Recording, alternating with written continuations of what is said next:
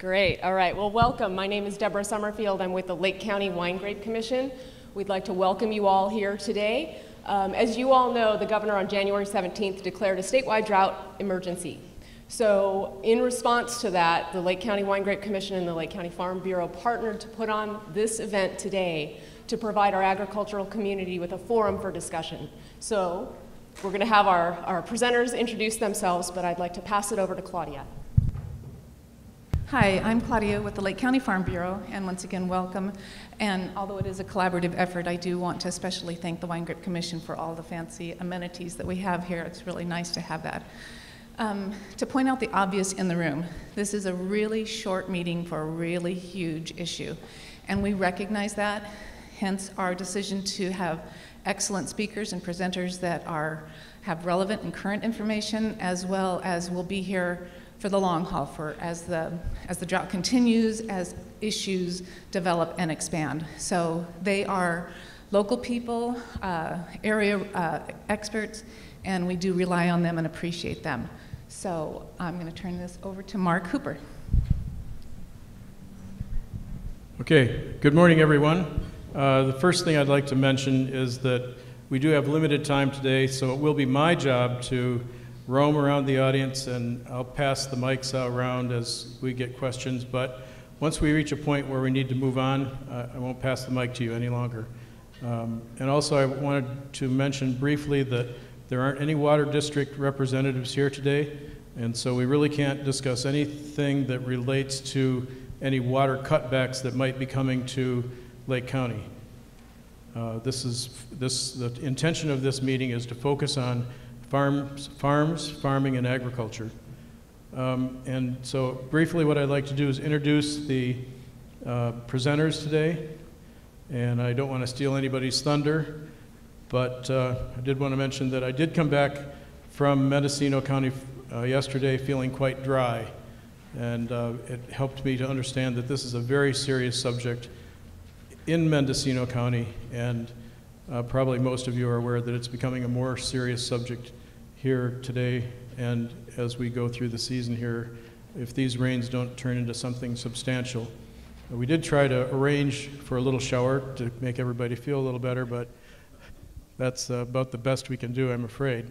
So first of all, on groundwater status, if you can look at your little menu there and it'll say the same things, but sometimes we don't understand who people are if we don't look at them. Lake County Groundwater Resources, Scott DeLeon, who's the Water Resources Director for the County of Lake. Groundwater Pumping and Efficiency, Irrigation and Efficiency Needs, Nancy Comstock with Pumping Efficiency Testing Services. And we have a little switch at 10 o'clock, and that will be to put Jack Rice with Water Rights and Enforcement during a drought emergency, lake levels, ground and surface water interface, and your rights. And Jack is the Associate Counsel of California Farm Bureau Federation. And he'll be followed by Corinne Woodward, talking about available programs and resources for drought response. And Corinne is the District Conservationist, USDA Natural Resource Conservation Service. And she'll be speaking along with Katie Delbar on that subject. Katie is the County Executive Director, USDA Farm Service Agency, Mendocino and Lake Counties. And then at 10:45, tree and vine response to drought, the most effective use of limited water. And in that session, we'll have Glenn McGordy speaking about grapevine water needs and critical plant phases, and then also Rachel Elkins, tree crop water needs and critical growth phases. And Katie and Glenn are Extension Farm Advisors for UC Cooperative Extension. Then they'll be followed by a panel discussion, which will include Paul Zellman, Education Director for Lake County Winegrape Commission, and panelist David, you said I could call you anything but late for dinner.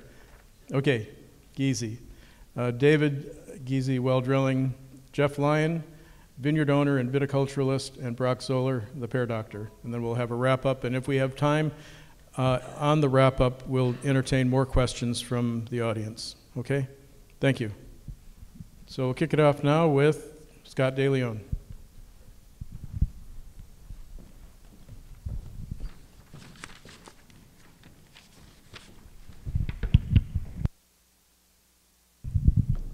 going to hope that I don't like, does that work? Everybody hear me all right? All right, great. Thank you very much. I appreciate the opportunity to be here. I'd like to thank Deborah and Claudia for asking me to be here. I am not very thankful for being first, but thanks anyway for the invite. We may gain some time here this morning in my presentation in that, you know, I was asked to talk about groundwater, and I brought some information. I think you'll see that things are on the positive side with respect to groundwater, but we need to remember that we're dealing with last year's water, and if we don't see some significant rainfall this year, next year at this time, the discussion may be significantly different. I brought a couple of slides. If we could go ahead and kick those up. If there's a way to change the focus on that, that would be helpful.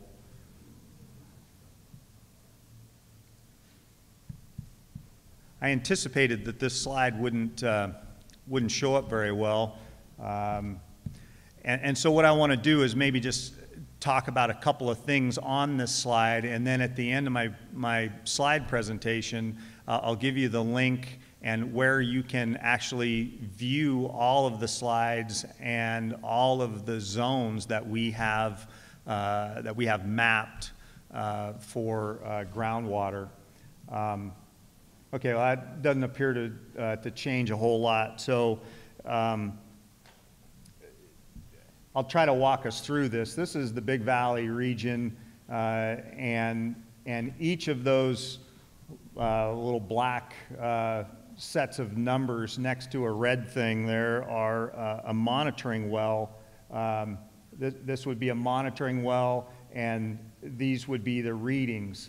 And the numbers that are on that chart are going to be the springtime average water depth, the fall water depth, and then the depth of the water that we measured in January of 2014. And what I'm going to encourage you to do is go on the computer when you get home or get back to your office today, go to the county's website, and then you're going to navigate to my department's webpage, and on our webpage there is a link to drought information. And all of these maps for the regions that we have the monitoring wells are available for you to view.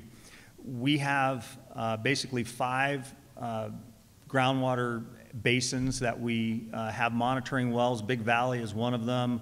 The Upper Lake Bachelor Valley area is the second. Scotts Valley is a region. High Valley and Coyote Valley are the 5 areas that we have monitoring wells.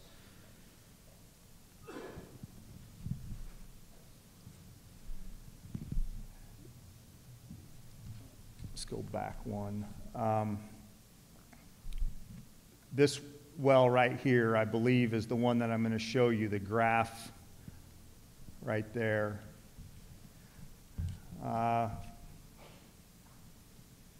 This graph starts in 1949, and you can see that our point right there was in January of 2014. That is the historical highs and lows of the monitoring of that particular groundwater location. And as I mentioned, you know, comparatively over the history of groundwater in Lake County, you can see that we aren't anywhere near worse that it's ever been, and we seem to be about maybe at or just a little bit below average over the history of the monitoring of this well. And you can certainly see that we've had some very low levels here at different times in historical past. This is pretty typical for all of the wells that we have listed. We have about 80 wells that we monitor, And again, I apologize for the map, and you're going to be able to navigate through those wells, and you're going to be able to see these charts on our webpage. And so if you're interested in a particular well or in a particular area, you're going to be able to see that on our webpage. Yeah. These numbers on the left are elevation numbers. So that's 1320, 1330, 40, 50, and so on. The top of the casing is probably about 1379. Okay? Yes, sir. Static, yes.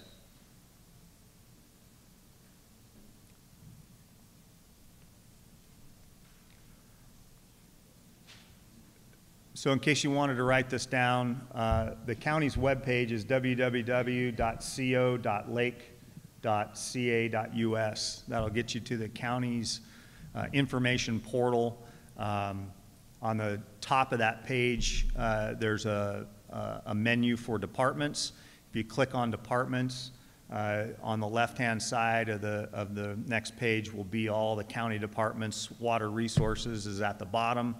And if you go to the water resources page, again on the left-hand side of our page are a series of menus, and drought information is down on the bottom, and our well readings from January, the maps that we have of each of the regions, the static level graphs of each of the, or most of the wells that are on those pages, you can view.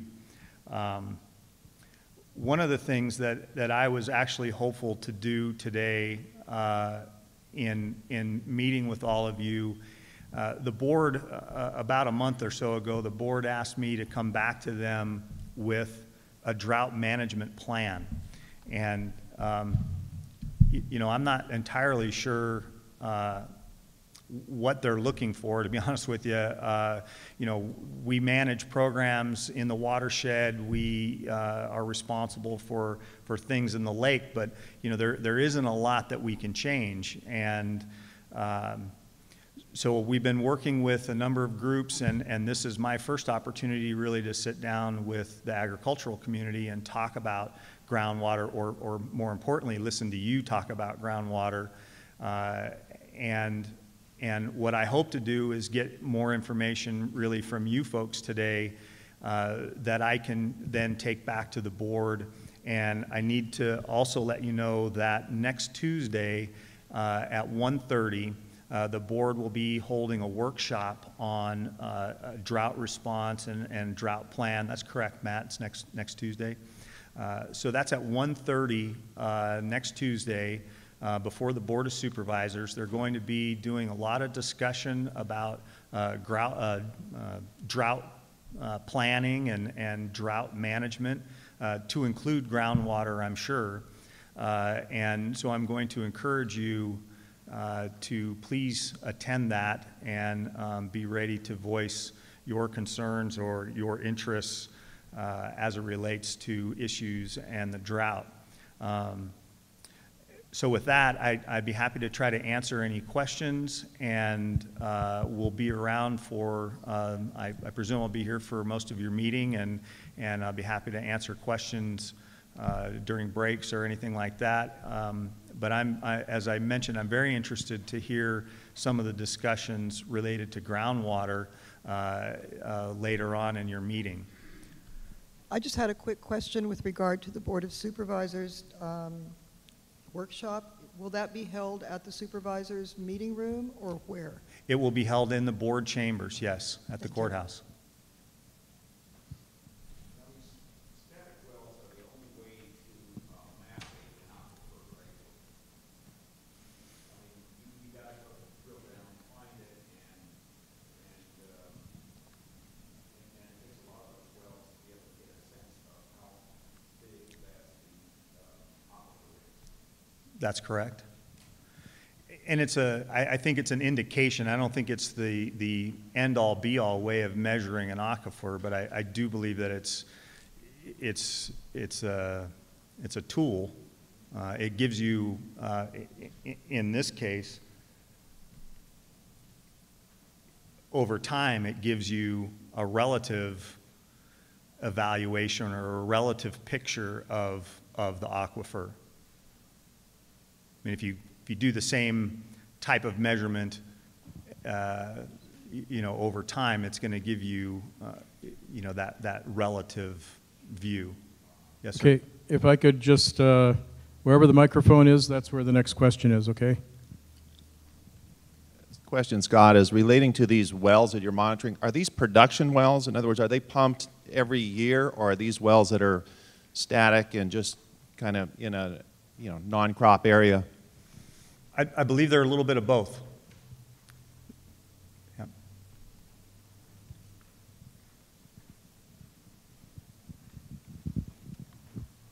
Yeah, how do you tie this graph in with water usage? I mean, over time, it seems like more and more things have gone into production, so we're drawing down more and more. So how do you correlate that with this graph? That's a great question, and I'm not sure that we have that. In fact, I'm pretty confident we don't have a correlation between usage and these graphs. However, having said that, there are a number of groundwater basin plans, for each of these basins that, gosh, I think the last, the Big Valley one was updated in 2003. So, the thing's over 10 years old, and it talked about how the use has changed as the pear industry declined and pear orchards were replaced with vineyards and more efficient, more efficient crops. I guess, but the bottom line of all those reports was we need to be more mindful in the monitoring of both the use and the aquifer. But I don't have a direct correlation to answer your question. I don't have a direct correlation. I'm just learning, and so I'm in Big Valley, and my impression is that I've been told that our groundwater levels may be in better shape than you would think, because we used to be from corner to corner pear orchards, and those were pretty demanding at frost protection time and summertime, and that now the pears have been they're not a fraction of what they were, and for that reason, even though you have vineyards going in now in springtime and frost protection, they may make an impact. But if we're all drip irrigating vineyards, and is that so? Is that possible that we're in decent shape for that reason, that we have far less pear acreage? I think that's a reasonable thing to say. Yes, I mean that was identified in the 2003 update to the Big Valley Basin Plan, that with the reduction in the pear industry and the reduction in orchards and the replacement of those with more efficient watering crops or crops that can be more efficiently watered, that was definitely going to be a positive thing for the overall aquifer. Scott, is there any correlation between the amount of rainfall and these graphs, particularly the areas where the blue line goes way down, which would indicate really lower water? So is there a connection between annual rain and these lines here? Have we looked at that? Not specifically, but I think intuitively I would say yes, there is yes, there's got to be a connection. In the dry years, these are what these graphs are showing are the changes in the groundwater elevation over, we have years across the bottom, but we have springtime and fall levels. And so that's what's creating the peaks and the valleys of those of this chart are springtime water elevations and fall elevations. With the springtime, obviously after the rains and the groundwater table being higher, and then in the fall with it being at its lowest. And so that's what's creating the up and down in the graph. And so the basin recharges pretty significantly under normal rain conditions and allows those peaks. Okay, thank you.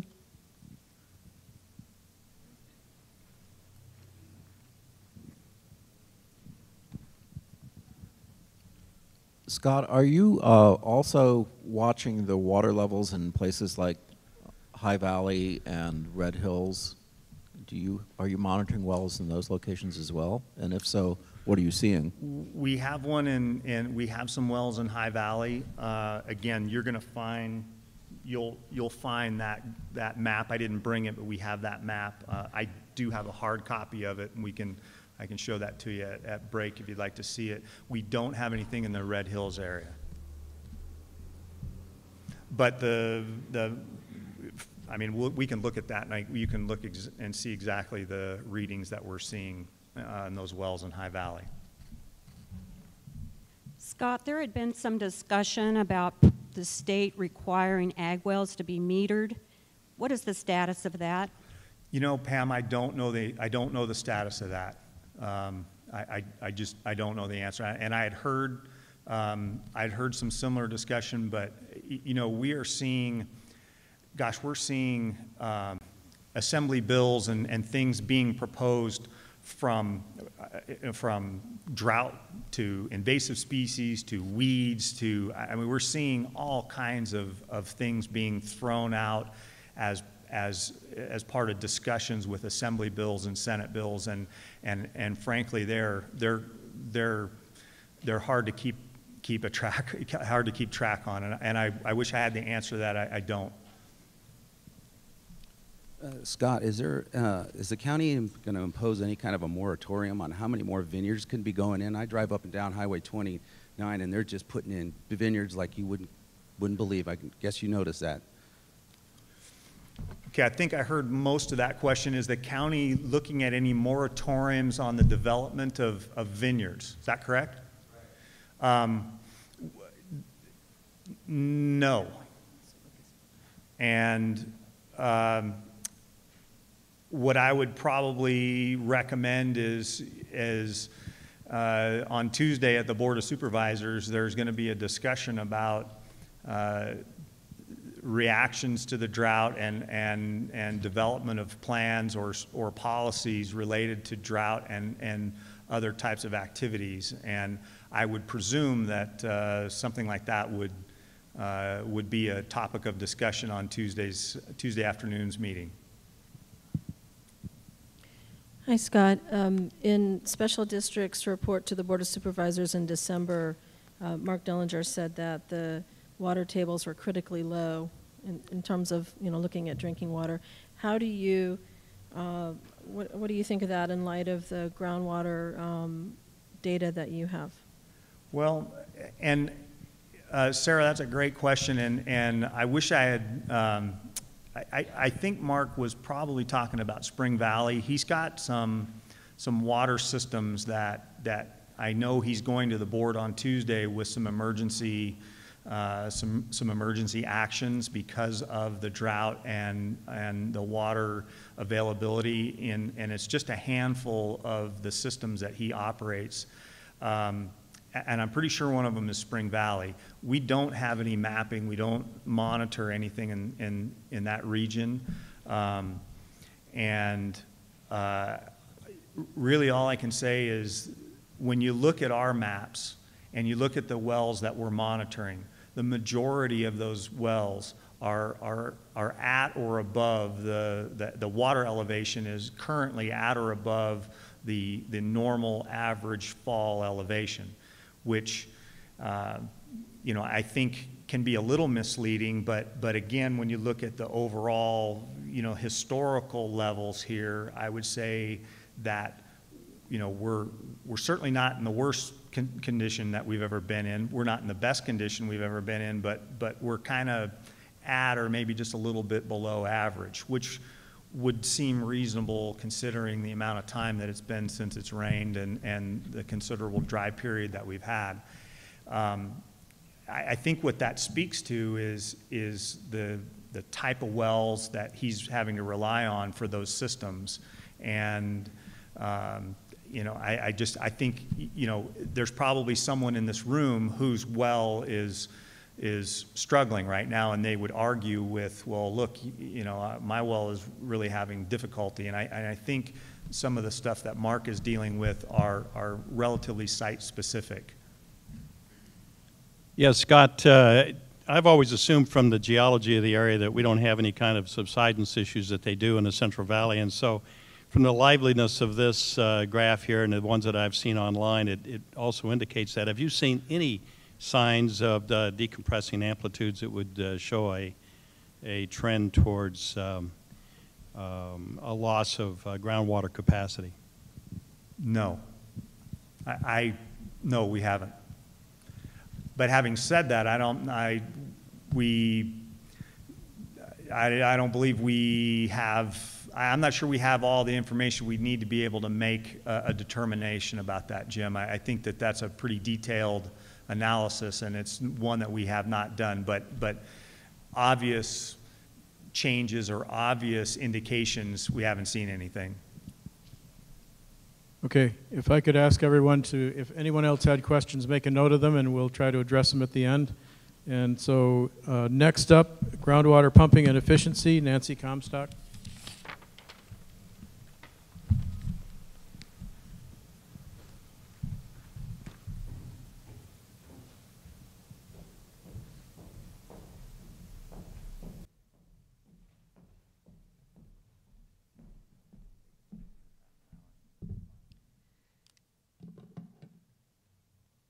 My clock up here so I can keep track of my time. You don't have to worry, I'll keep track of it. Pardon? You can just talk, I'll keep track of it.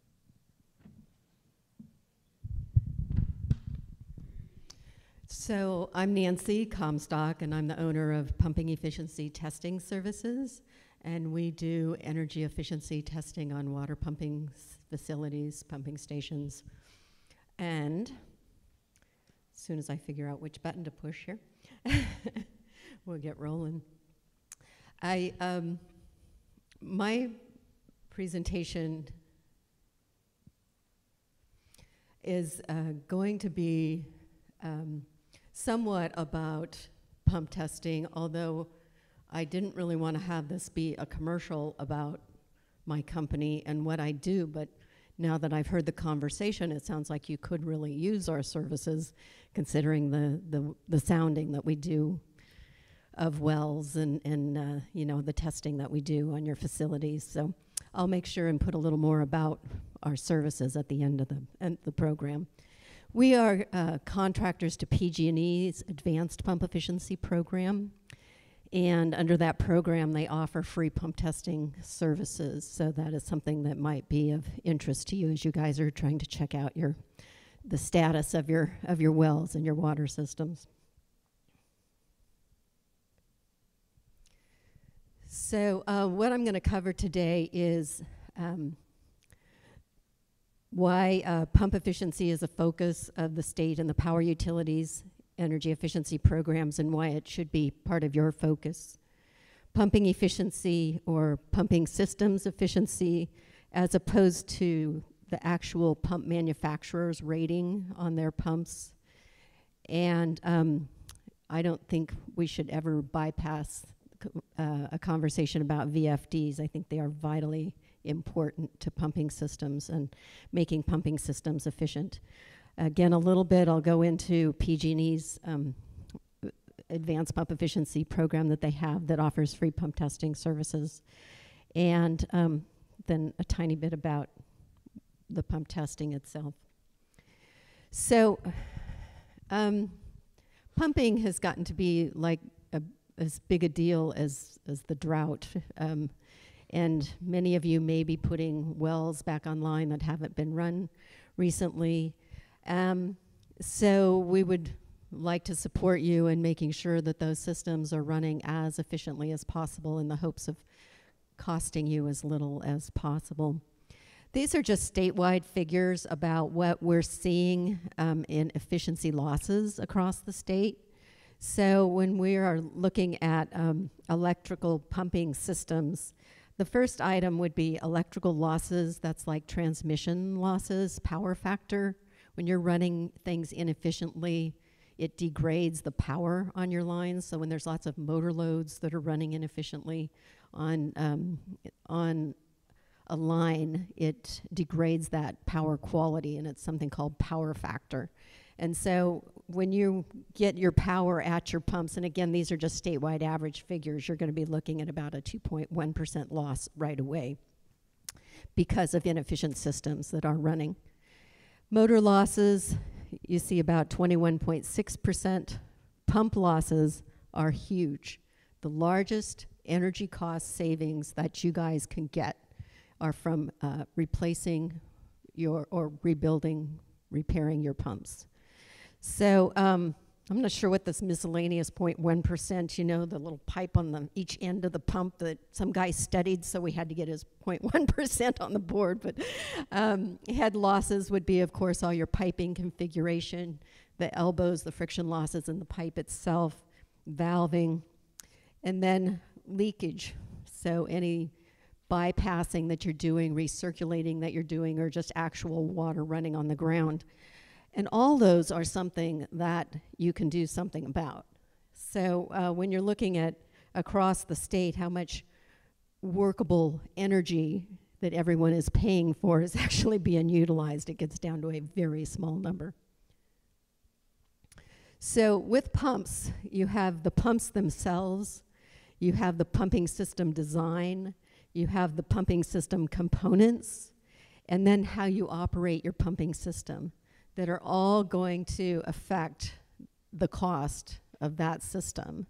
So those are all, and I'm not a groundwater person and I'm not an irrigation person expert. So those are complete other aspects of your systems that need to be taken care of and addressed and looked into and cared for and maintained. So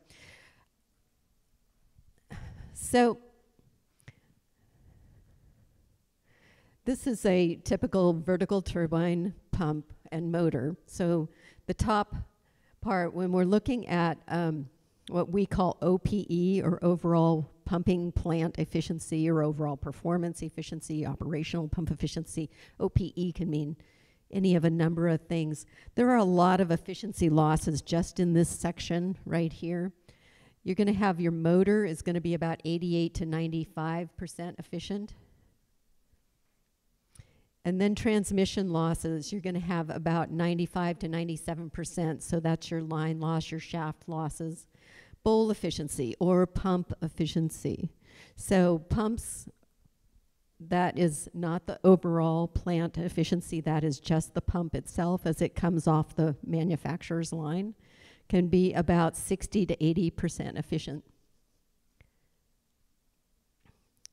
So when we take all of these efficiencies, whoops, too far, and crunch them out, so you have, see how far I can go here.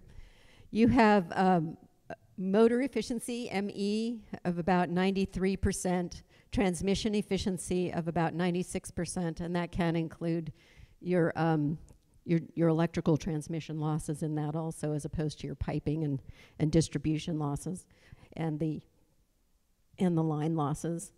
And then your bowl efficiency or pump efficiency, in this case looking at about 75% efficient pump, so like a new, not worn out pump, you're going to get an overall performance efficiency of about 67%. That's a pretty good efficiency for pumps, say 25 horsepower to 175, you know, so, or 150, 125 horse. After that, you would want to see them up around 70% efficient, 72% efficient. But you can see that there's a lot of efficiency losses along the way, just in this section of your system. It's not counting your well, and it's not counting your irrigation. So the last calculation down there, the motor efficiency at 93 again, and your transmission efficiency at 96, but the bowl or the pump efficiency is down to 52%. So that gives you an overall plant efficiency or an overall pumping efficiency of 46% efficient. We would consider that a low efficiency for your system. And you would definitely want to start considering improving your system. If you see a pump test report that comes back from us or someone else that's indicating a 46% efficient system.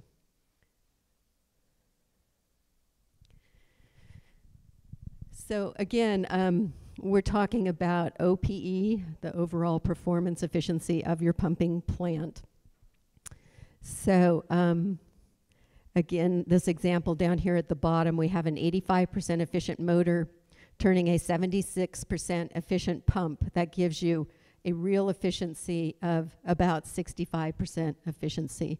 And again, 65% is good, unless we're looking at really large pumps like we test all over the state of California. So we work with Placer County Water Agency, and they have 2,300 horsepower pumps. We would expect to see those pumps with an OPE of mid 70% range, and these days with more efficient pumps available, even approaching 80% efficiency.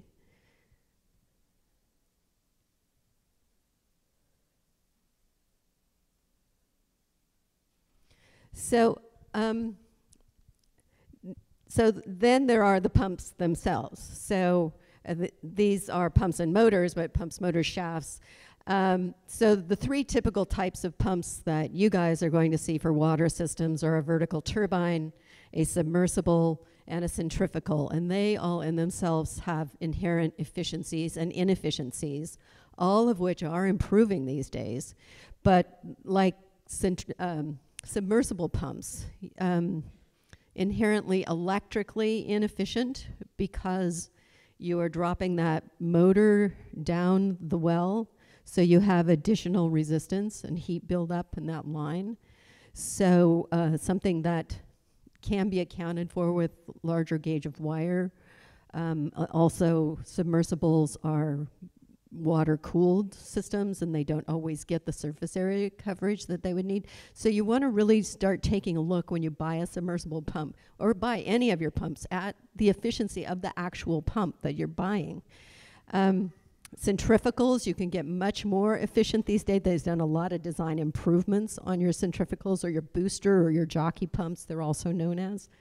So they're smoothing out the volute and some of the interior designs. So it's like, you know, having right angle piping or elbows, 90-degree angle out in the piping system. Well, it's the same inside the pump, and they're working on that as design improvements on the actual manufacturing of pumps these days.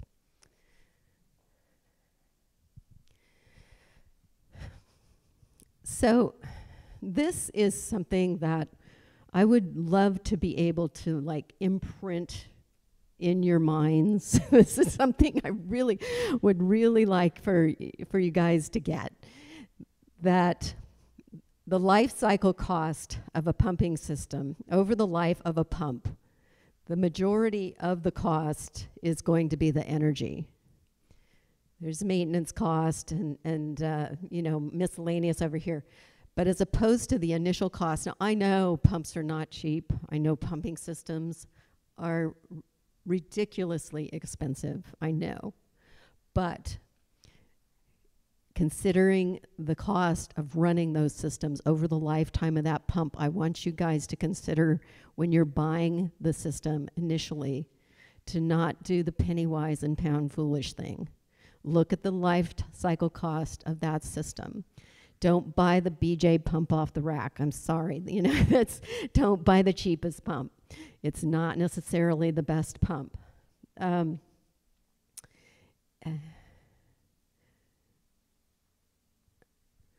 This is just because I love pie charts, sorry guys. But to give you an overall picture of the issue with pumping and the energy consumed with pumping. 24.8% of the energy in a typical facility. Now again, this is just a generalization, you know, across the board for a manufacturing facility, but it would be good for you guys to start, and if you haven't already, get a handle on actually how much of your PG&E budget does go to your pumping systems as compared to your refrigeration or other aspects, heating. So this is just some basic 1, 2, 3 rules, and again, I want you guys to really start looking at the pumps you're buying. They are getting much better, much more efficient, a bit more expensive, but considering the more efficient pumps that you can get that are going to save you over the lifetime of running that pump, I think it's important to consider. Also consider pump materials. Do you need a stainless steel pump? I know I have just put in a couple of new stainless steel pieces, new stainless steel pump. I also had to get a stainless steel water heater. I was going through water heaters like nobody's business. So, so one of the instantaneous water heaters that's stainless steel. Anyway, I digress. Take a look at energy efficient pump design, and then kind of like any system, your duty cycle, flow pressure, power supply, liquid compatibility, temperature may not be something that applies to you guys, but and the pump location. Rule number 2, the pump installation. Even the best pump fails if it's not properly installed. So the deadly foes of pumping systems: starvation, cavitation, pulsation, abrasion, and overpressure. So definitely the design of the pump itself, and the design of the pump, and then the operation of the pump are all going to determine how efficiently that overall plant operates. Rule number 3, it's just like your car. Take it in, have it lubed. Oops, sorry, you can't take it in. Have the pump guy come out. You know, have your inspections, have the electrical checked out, the seals and valves. Refrigeration.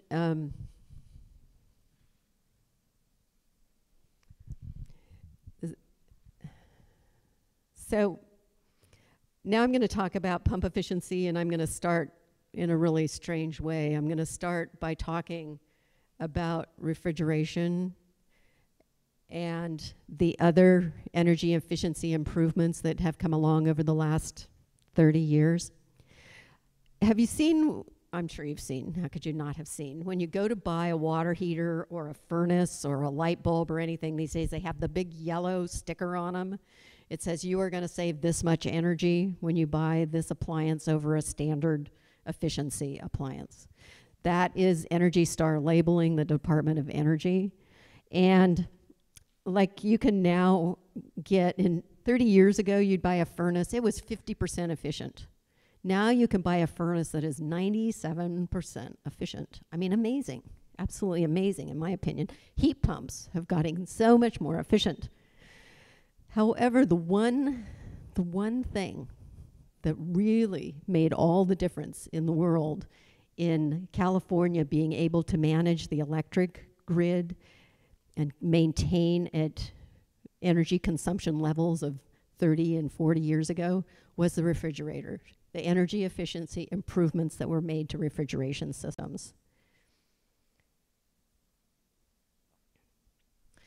So this is the graph, and over here it says annual kilowatt hours. When I steal people's charts, I should check them more carefully. This is actually kilowatt hours per month. So on the bottom where you see the graph at its highest peak, that's 1972. In 1972, a refrigerator would use 1,800 kilowatt hours per month. Now, I don't know how many of you track your energy usage, but I use a couple thousand kilowatt hours a month, and it's killing me. If my refrigerator alone were using 1,800 kilowatt hours, I would be in the poorhouse. So we have backed off that energy consumption over the years. The last year that we've got down there is 2003 or 5. I can't really see it, but well, basically that's where we've leveled off with refrigerator consumption at about 500 kilowatt hours per month. So I show you this because this is where the state of California is going, and the U.S. Department of Energy is going with pumping systems. They're seeing that the pumps themselves are not coming off the line very efficient, where they could be, where, you know, and efficiency of the actual pumps had not been really looked at for years and years, at least not that much. So you could get efficiencies from 75 to 93, for smaller pumps 50 to 70% efficiency. Motors, I'm sure everybody here has, you know, got energy efficient motors and premium efficient motors now, but motors are not really the efficiency improvement that you're going to get from improving your pumps. You're going to get maybe 3 to 8% efficiency improvement from an energy efficient or a premium efficient motor, as opposed to huge amounts of savings from putting in a new pump or even now an energy efficient pump. So another study showed that you could get pumps as inefficient as 15%. Now I want you to get, that's not your standard water pump. A standard water pump is going to be in that 60 to 80 range. This is like wastewater pump. I guess they call them grinder pumps, flight pumps. They've got big wide openings for the ragging up that occurs and the maintenance that they have to do to clean those things out. So the question then arises, is this very wide range due to poor selection, poor design, or some other variable which would interfere with good performance?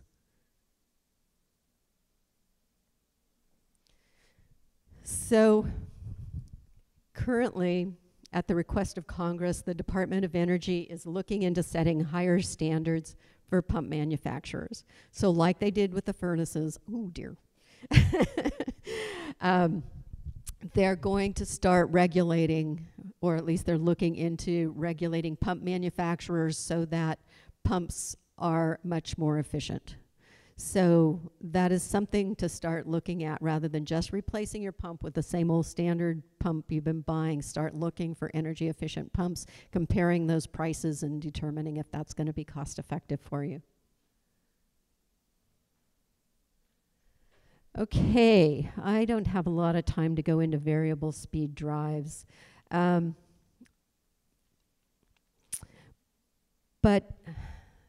let me grab a couple of these. Variable speed drives are great for where you have varied operating conditions. So you have numerous grids or sectors or blocks or whatever it is that you call the different areas that you're growing on. And a variable speed drive allows you to save energy rather than throttling, which costs you more. So when you've got a VFD, it's going to drop the amount of kW or power consumption that your system is drawing as your demands on that system drop. So you're going to have, as your gallons per minute or your pressures decrease, it's going to drop the power, as opposed to throttling, which was going to increase the power. So let me see if I've got just a couple of quick slides I can show you here.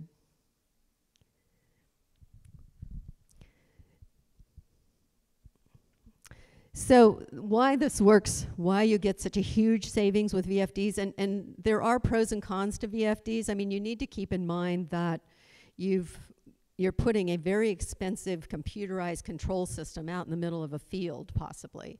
So it's got to have housing, it's got to have air conditioning, it's got to be taken care of, right? So please keep that in mind, and they are very expensive, but it has to do with the affinity law.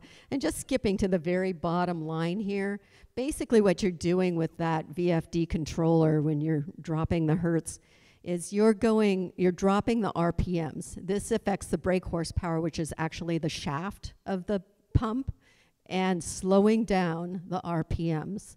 So reason why this is such huge energy savings is because, as you can see on that bottom line, you would be running 1,800 RPMs or spinning at 1,800 RPMs, and you decrease that to 1,500 RPMs.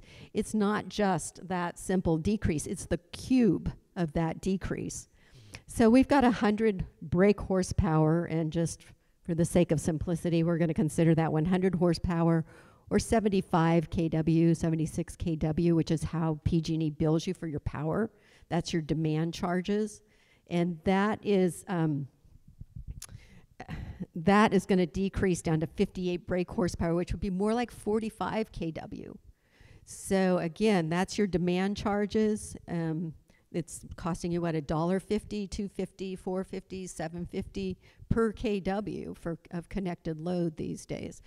So then you take that kW, multiply it times your hours per year of operation, and that's your energy charge. So that's why VFDs are like this huge, huge savings. So am I done? I have 1 minute. Okay. So basically, I guess what I want to finish with is that there's huge savings in pumping systems. When we come out, we test your pumps, we let you know, we measure the output of the pump, give you the gallons per minute that it's producing. We give you electrical readings. We monitor the kW, volts, amps, power factor. We sound the wells, get water table levels while it's running and at static levels. And we crunch all of that in pressure readings, crunch all of that out, give you a wire-to-water efficiency, let you know that overall performance efficiency rating, or what's also known as a wire-to-water efficiency. So you get your water horsepower, divide that by your electrical input, and that gives you that efficiency rating. So you might have a pump running at 40% efficiency, and it should be running at 65% efficiency. So that's like a 25% efficiency improvement, which equates with that affinity law to about a 33% energy savings and energy cost savings. So it's like bonus savings when you're addressing your pumping systems. So if there is anyone who is interested in having any more conversation with me, I will stick around. I'm sorry I didn't prepare a little better so I could be a little more concise with all of this information, but I'm here to serve, so whatever I can do to help out, please let me know. Thank you, Nancy. Sure. And so if anyone has questions, make a note, and we'll address those at the end, okay? Jack Rice. So Jack Rice is with California Farm Bureau. He's going to talk about water rights and enforcement during a drought emergency, and lake levels, ground and surface water interface, your rights. Thank you very much. Can you hear me all right? I don't have to hold the microphone. It's a beautiful day out there. Driving over, it was rainy. Most of the time we think it's sunshine, but I think everybody agrees that rain is what we like to see. I'm going to give just a brief overview of groundwater law, a little bit about some of the management efforts that are used in California, and then try to leave some time for questions, because I'm not exactly sure what's the most useful information. That's what I want to try to provide if I can. No, I don't. Should I? I probably should have. But this way you can't hold me to anything. No, that's not the right thing to say. Sorry. So in California, there's 3 classes of groundwater. We'll call that water that's underground. A little confusing because in California, there's really 2 types of groundwater as in you have the right to groundwater. The first type is percolating groundwater, and the second is groundwater confined in an underground channel. Now, that latter category was developed in the late 19th, early 20th century, and it's not generally as applicable as we might think, except maybe for some lava tubes in those areas, although there are underground streams around. Anyway, that's what we're left with legally. There's also a third type of water in the ground, and that's underflow of a river or a stream, but that's treated as surface water in California. So a couple of concepts related to groundwater and groundwater management that I'll just lay out there is this concept of safe yield or sustainable yield. And that's essentially how much water a basin can provide over an extended period of time and not be in a state of overdraft. So in other words, you're going to be lower in some years, perhaps several years in a row, but then in a series of wet years, it'll recover back to the level at which it was before. So that's a concept, this concept of safe yield. It doesn't have a specific definition, but that's the idea.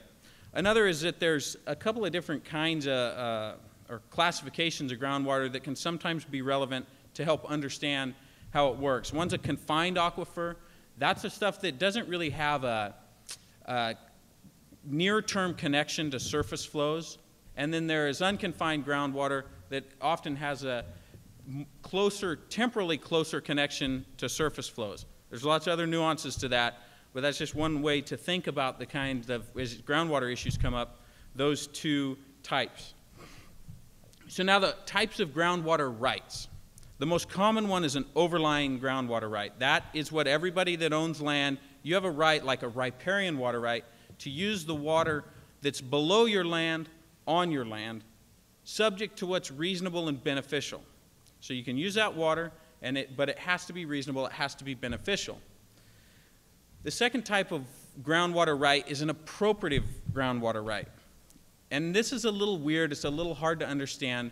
There's two kinds of appropriative rights. One's urban for cities. So anytime a city has water they pump out of the ground, even if the houses or the urban area is right next door, that's considered an appropriative right because they transfer that water from the parcel where it is to other parcels. Technically, you can only have an appropriative water right to surplus water. So the water that's surplus groundwater, the water that's over and above what's needed by the overlying groundwater users. Except that there is also a third type of groundwater right called a prescriptive right, which is kind of the adverse possession of groundwater, where if a city or some other water exporter comes in and they pump water out that is beyond the safe yield, causing the basin to go into overdraft, then they're able to establish a prescriptive right against the overlying groundwater users.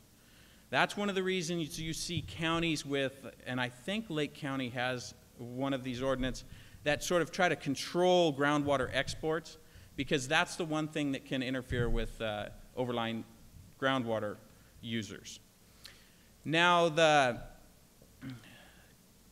about the nature of these water rights, like I said, they're like a riparian water right. Overlying groundwater rights are like riparian. So that means they're correlative. In other words, everybody has to share in a time of shortage or share in the safe yield if it's a basin where that's been determined. And you have to share kind of proportionally to what you can use reasonably and beneficially on your property. And it's worth noting, too, the reasonable use doctrine is something that can affect both how much water you can use and also how you acquire that water. And that, we'll come back to what that might mean later, or there may be questions on it. So now turning to groundwater management. It's often said in California that we don't regulate groundwater. There's no management of groundwater in California, and that Texas and California are the only states that don't regulate groundwater. And it makes for a great headline, but it's not necessarily correct. There's a lot of states that regulate groundwater and do less than what California does as far as managing groundwater, and there's other states that truly do regulate very heavily what is all groundwater use. But in general, there's a few types of groundwater management, and they're pretty much all local. The first are local ordinances. I mentioned, I think 30 counties in California have passed local ordinances that affect various types of groundwater use and management. Those are based on the county's police power.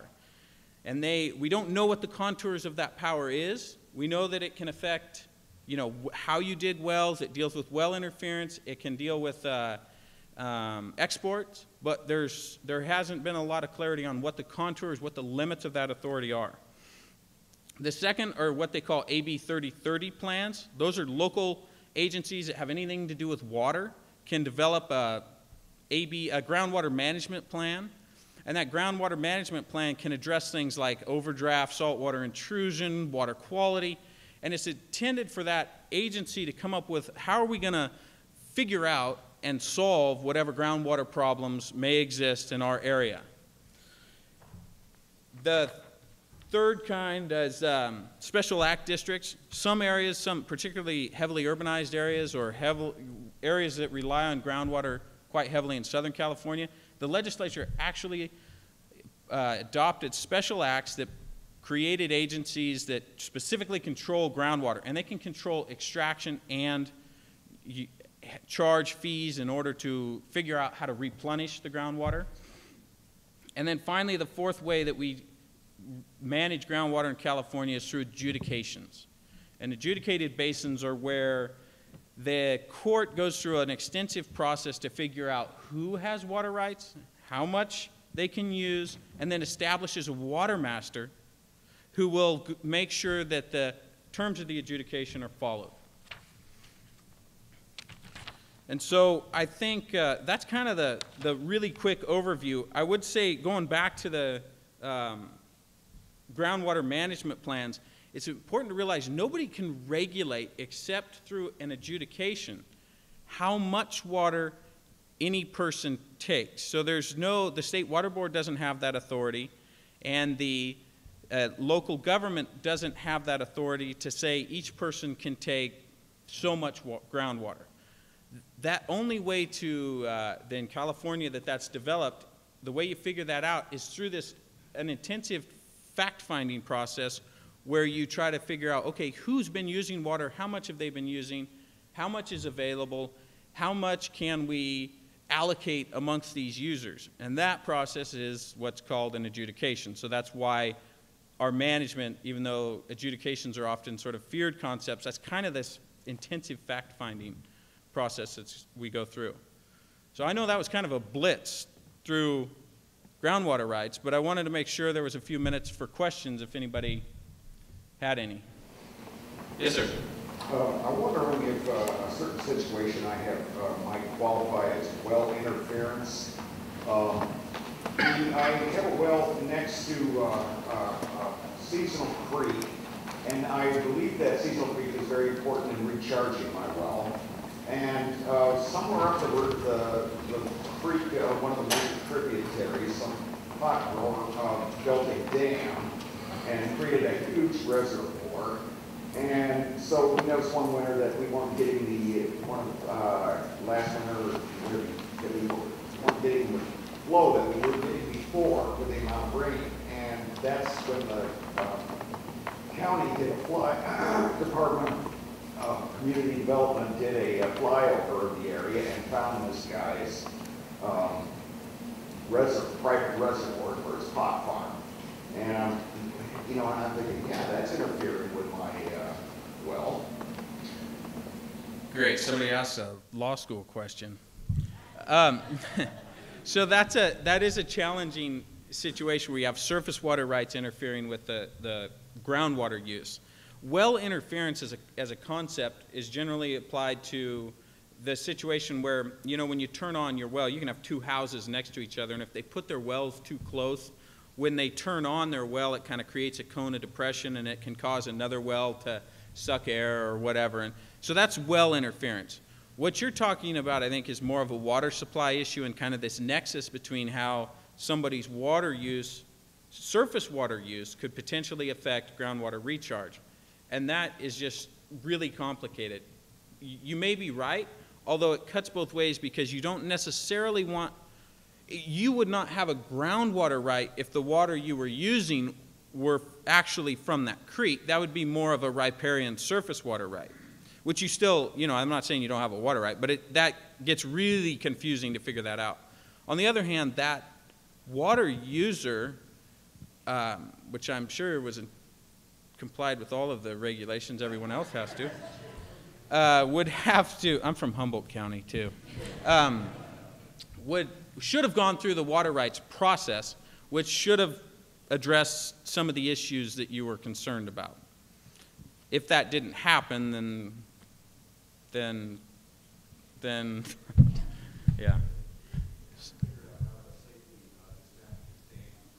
Oh, really?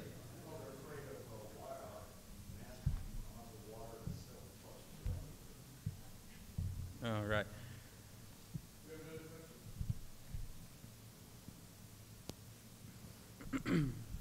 I think this is a pretty common problem. Certainly Paso Robles would be a good example of it, where you have residential wells that maybe static water at 200, and then a very big vineyard is planted, and all of a sudden they go dry. What is kind of the legal recourse for people in that situation? There's the well interference question. So I tried to find a good answer to that, and I couldn't. And I think Pastor Robles has grappled with that question pretty significantly. What I could find is that the reasonable use doctrine applies to the method of diversion or extraction. And so I don't know. You describe a very marginal, like these facts are really tough to grapple with. And that's really, I don't know the answer to that, except that it would require some entity with the ability to determine fact to make that answer, to find that answer, which would likely be a court. But conceptually, it might be useful to think of a scenario that's more on the margins. It's a little easier to understand. If somebody has, for example, a old 19th century hand-dug well, it's got the little thing with a bucket that you pull up and down, and somebody builds or installs an ag well next door, and their old 30-foot well goes dry. The question there would be, well, is that reasonable to expect that you could maintain that shallow well in light of kind of modern water needs? And I think the answer would be likely not, because that would essentially give one person, nobody else can come use water in this basin because I've got a shallow well. So in that sort of extreme example, you wouldn't. Now on the other side of it, we know that in instances where cities have gone into areas and they've put in really, really big pumps that have drawn the water level so far down that agriculture could not economically pump water anymore for their crops, that was also deemed to be unreasonable. In other words, they weren't allowed to draw things down that far. So I don't think it's a zero harm situation. It's more of an economic and a reasonable balancing. Jack will have to leave after this question. Maybe it'll be really quick. You mentioned that Paso is grappling with things. Would you elaborate on that grapplings they're doing around Paso? I don't know. I don't know many of the details, but I understand there have been some efforts to pass a county ordinance, I believe, to sort of put a moratorium on additional wells, I believe, until they're able to come up with a groundwater management plan. And I think that's being challenged, but I apologize. I'm not entirely sure on that point. Okay, thank you, Jack. In the interest of staying on time, we're just a little past the quarter after cutoff, and it's break. You have 10 minutes to take a break, which means consume what's on the table over there and find your seats again. Thank you.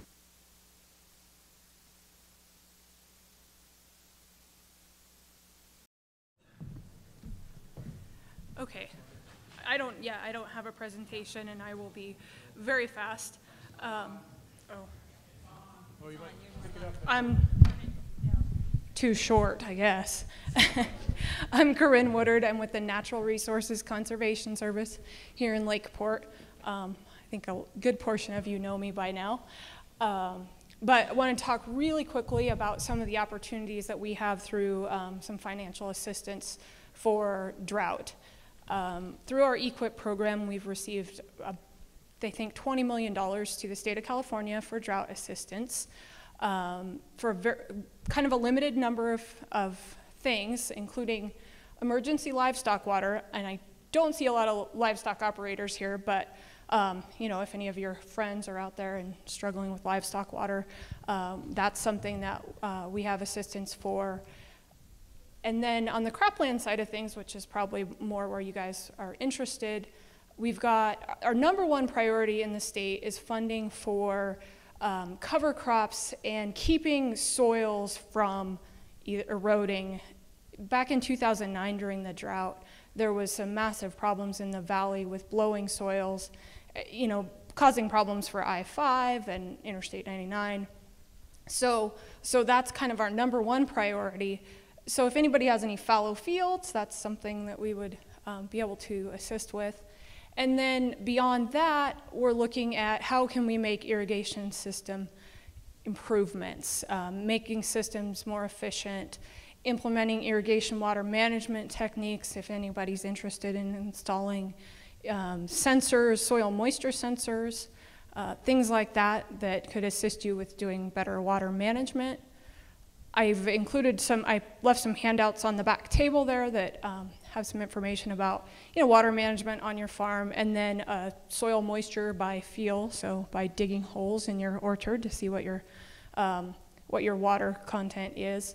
And then I guess I would also offer that if you're interested in any of that and maybe you don't even want to sign up for our programs, we would be glad to help you out. We come out and dig holes in orchards. Been doing it quite a bit lately, just looking at soil moisture, seeing what we're finding. But the point, I guess, the main thing to take away from this is our sign-up deadline for any financial assistance is Monday. So March 3rd, I think that's the 3rd, Monday. So if you are interested, if you think you're interested, if there's just the wildest possibility that you're interested, come see me. I'll be in the office tomorrow and the next day, and I will gladly help anybody get the paperwork done. It won't be that difficult. And it doesn't commit you to anything, but if you think that there's a possibility that there's some assistance you might need, please come see me. My cards are on the back table. Hi, I'm Katie Delbar, and I'm with the Farm Service Agency, and we cover Mendocino and Lake County. Our programs are similar to what Corinne just said. We have an emergency conservation program that we requested, but at this point it's only for livestock. And what that includes for livestock producers is we can do some wells, some deepening of wells, spring developments, waters, troughs, and tanks. And so right now that's where we're at. We're just trying to make sure that there's water for livestock. We're hoping to get a second phase, and that would help vineyards and orchards. It doesn't do row crops, it doesn't do pastures. And if that comes through and we're able to get some funding under that program, then we'll be able to have similar programs as far as wells are concerned under that one. But right now, the only thing we got approved for was for livestock. So my office is in Ukiah. We have some information in the back as well so that you can get a hold of us. The deadline for our programs is March 27th. So if you are a livestock producer and you want to look at developing a spring or putting in, if you do need a well and that's the best way to go, you don't have any springs on your property, or even if it's just water storage, we can help with those things. There's one other program. When the Farm Bill came out, they provided, obviously, finally, USDA with some programs. And one of those programs is a livestock feed program. And if you guys pay any attention to the drought monitor, and it tells counties, NOAA is in charge of it, and they tell counties where they are on a drought, whether they're severe or they're extreme, and it goes from a D0 to a D4. And Lake County is in a D3. And so, so when that happens and we hit that drought monitor for so many months, it makes a livestock feed program available for livestock producers. So we're going to have a program to help out for purchasing feed for 2013 and 2014, because both of those years, well, this year and then last year, we've been on the drought monitor. And that sign up begins April 15th. You have 60 days to sign up to come into our office. So those are two programs that we have now. And we also do farm loans. And so I asked Carrie Bartolome to come over and talk to you, because we have some different kinds of loans that might actually help you better than anything that Corinne and I have at this point. So. Good morning. My name is Carrie Bartlemay, and I'm the loan officer for Lake and Mendocino counties. I actually cover 7 counties, all the way from Marin to Del Norte, and I am the only loan officer. I do have an assistant in my office as well. Some of you may have called and talked with her. Her name is Dania Hildebrand. So if I'm ever not in the office and you call about loan questions, you can speak with her. She can help you out, get you any information or answer questions that you may have. So I'll tell you briefly about our loan programs that we have available. There is some charts on the back that has general information on it, as well as our contact information out of the Ukiah office. So we do 2 types of loans. We do operating loans, and we do what they consider farm ownership loans. Both of my direct loans top out at $300,000. It's the most money I can lend on any loan directly through my agency. So we do annual operating loans. We do operating loans to purchase equipment. We can do it to purchase foundation livestock, make improvements to irrigation, fencing. They're either a 1-year note or a 7-year note, or something in between. We do farm ownership loans, which are to purchase land or make capital improvements to livestock. Again, those top out at $300,000. You guys may have heard we have a small loan program. It's called a micro loan. It's only for operational purposes, and it's $35,000. It's pretty beneficial to a lot of small farmers. The paperwork is a lot less, so that's pretty intriguing to a lot of our people because our packages tend to be a little big. But $35,000 is the most money you can get on that, and it is strictly for operating purposes. We have kind of partnered with Katie on like the ECP stuff. If you don't have the capital that you need to do a project, we've kind of looked at the microloans as being a source of funds that you can use, and then we would basically take the cost share money from the program side and apply it to the loan once you're done with the project and it's funded. So the other loan program that we do is called guaranteed loans. It gives you more money. It goes up to $1.3 million. It is in partner with a commercial lender. So essentially, the commercial lender has the loan. They set the interest rates, they set the terms to the loan. However, FSA comes in behind it with up to a 90% guarantee. How that is a benefit to the bank is, in the event they have to go through liquidation and they cannot fully recover their loss, they write a loss claim to us. The federal government then cuts the bank a check for 90% of what they couldn't recover. And then we attach a federal debt onto that person. So essentially, we kind of say it's an insurance policy for the banks. It makes their exposure rates a lot less, and it's pretty marketable on the secondary markets. Again, the same loans apply to the guaranteed. It's either operating purposes or it's farm ownership money. That's basically an overview of everything. If I have time, which I think I might, I can take questions, or you can catch me at the office or when we're done here. I'm with the Farm Service Agency, so we're a branch of the USDA. Any questions?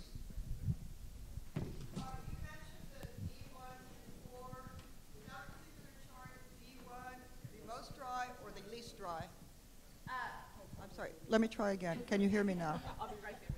You had mentioned D1 through D4. For those of us who don't know, is D1 the least drought or the most drought? Which way does this scale go? Least, the least. If you go online to droughtmonitor.us,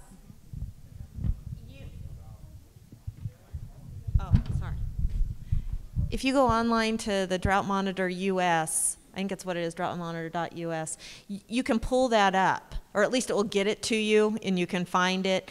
And then you can look at your whole state, you can look at your counties, separate out your counties and see where you're at. And usually, at least I also do Humboldt, Del Norte counties, and so locally, we put in information for that as well. So if they're, I noticed that Sonoma Marin went back down to a D2.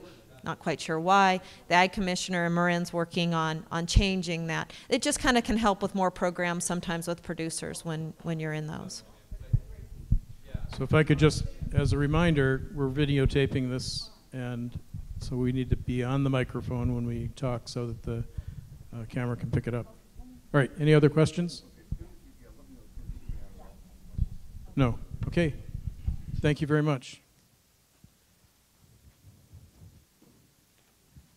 Okay, next up, Glenn McGordy, Tree and Vine Response to Drought, Most Effective Use of Limited Water. And do you have a presentation? Okay,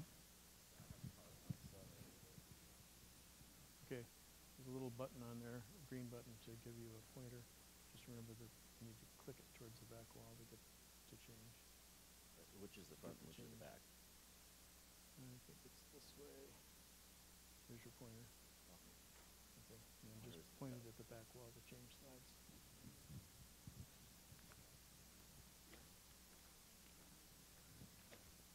Good morning, everybody. So it's nice to see it raining outside. That's really an improvement, I think, in everybody's mood.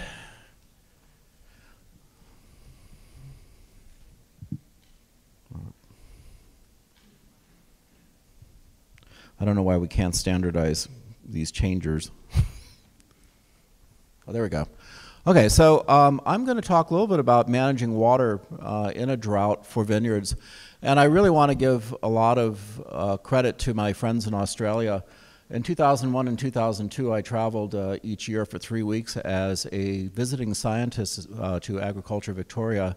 Had the opportunity to meet a lot of colleagues, and the Australians are very friendly people. And I still stay in contact with them. And in particular, who's been very, very helpful on what you're about to hear is Mike McCarthy. He is a irrigation specialist, and I'm hoping he's going to be attending ASCV in June, and I'm hoping that we can get him to speak here in Lake County and talk with growers and about our particular irrigation situation and give us some guidelines.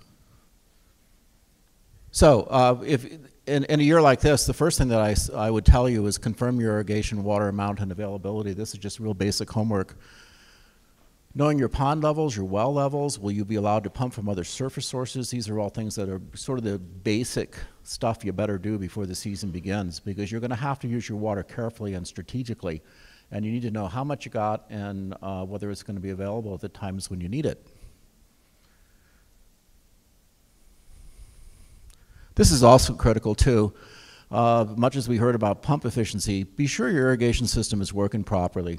Check your filters, check your emitter output, flush the ends of the lines, fix leaks, replace emitters that aren't working, check pressures in your lines to be sure that they're adequate.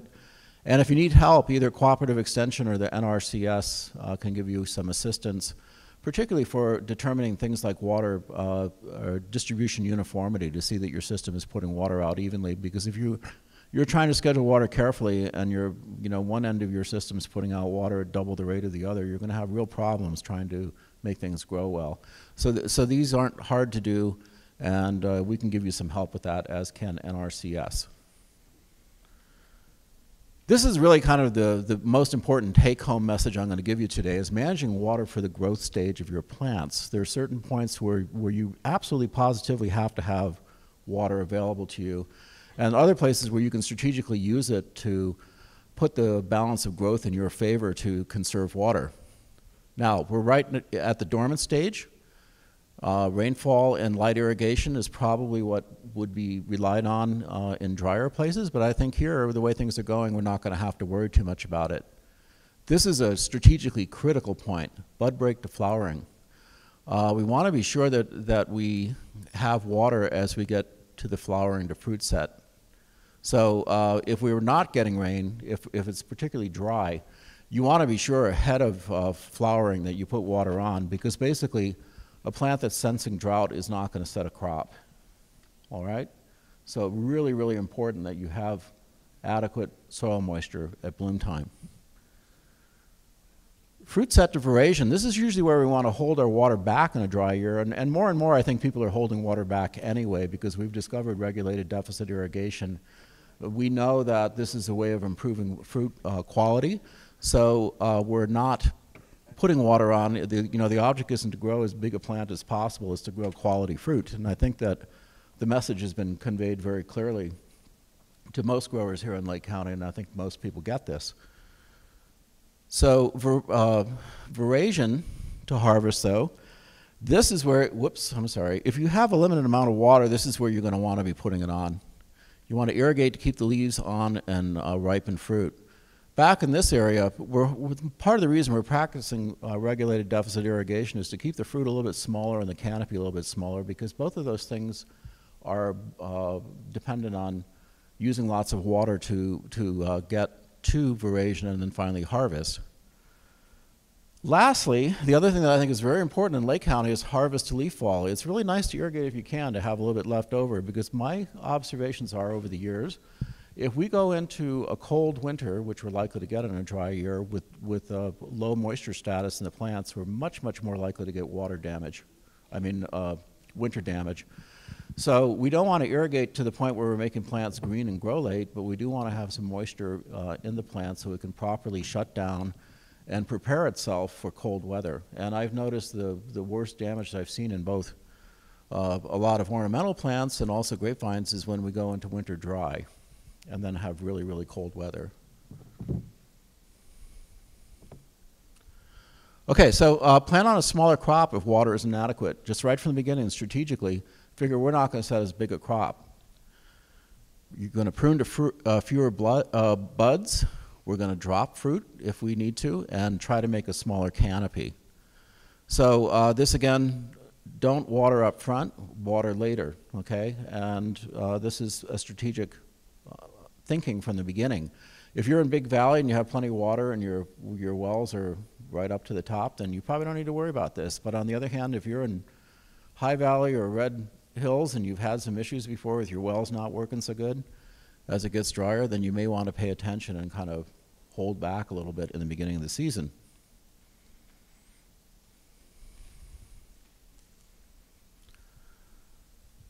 Pre-bud irrigation. So what Australian researchers suggest is it's very difficult to compensate for an entire wetted root zone with drip irrigation, so thank God it's been raining. Vines are much more tolerant of a reduced irrigation than many thought possible for one season. So if all we have to do is face one season, we can probably get through it okay. It's the second year of drought where things really get bad. And that's why we kind of hope that next year things will be a little bit brighter for us.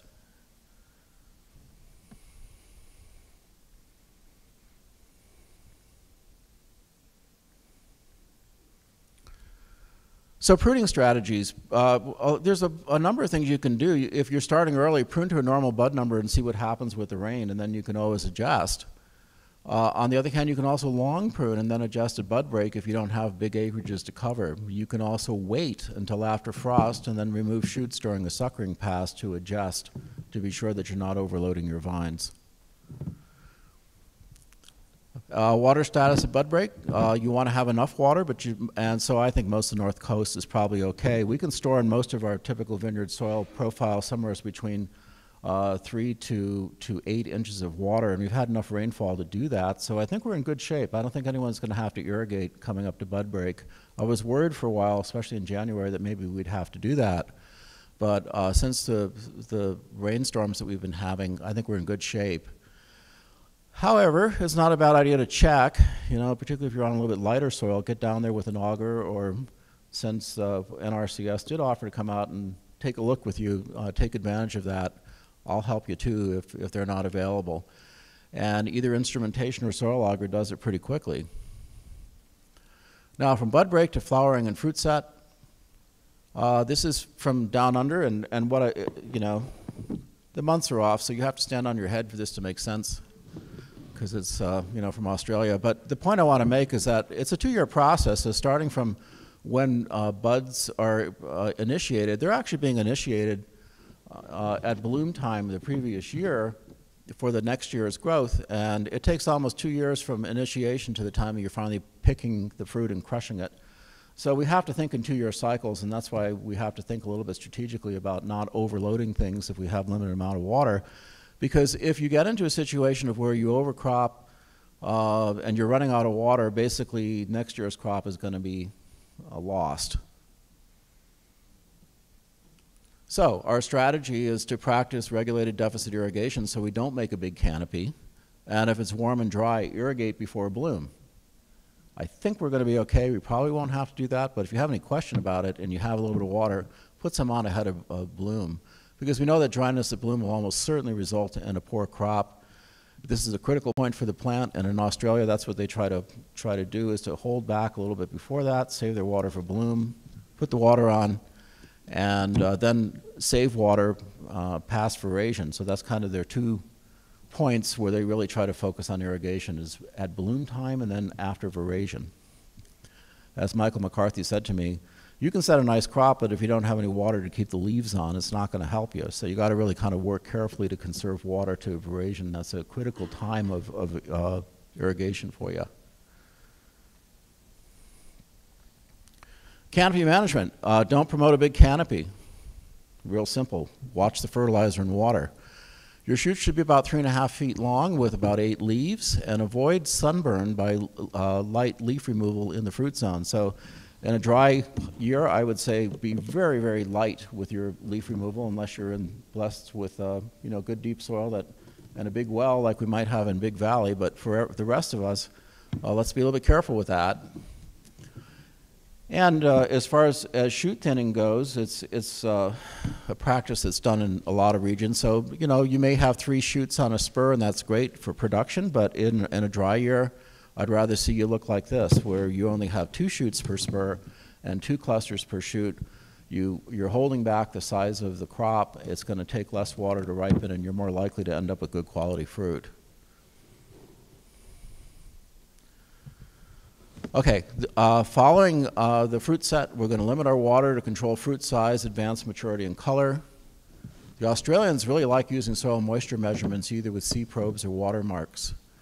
And then, the visual vine conditions, just looking at what's happening with shoot tip growth before you begin to water.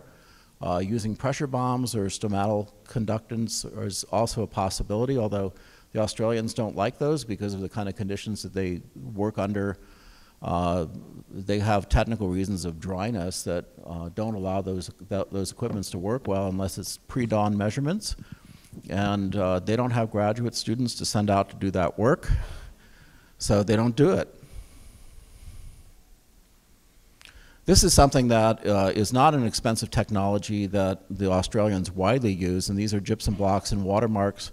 And if you were thinking of applying for something on EQIP related to drought, this is one of the things I strongly encourage you to take a look at. And these are basically measuring the amount of resistance that it takes for electricity to go through these little electrodes here, and the more water, the less resistance.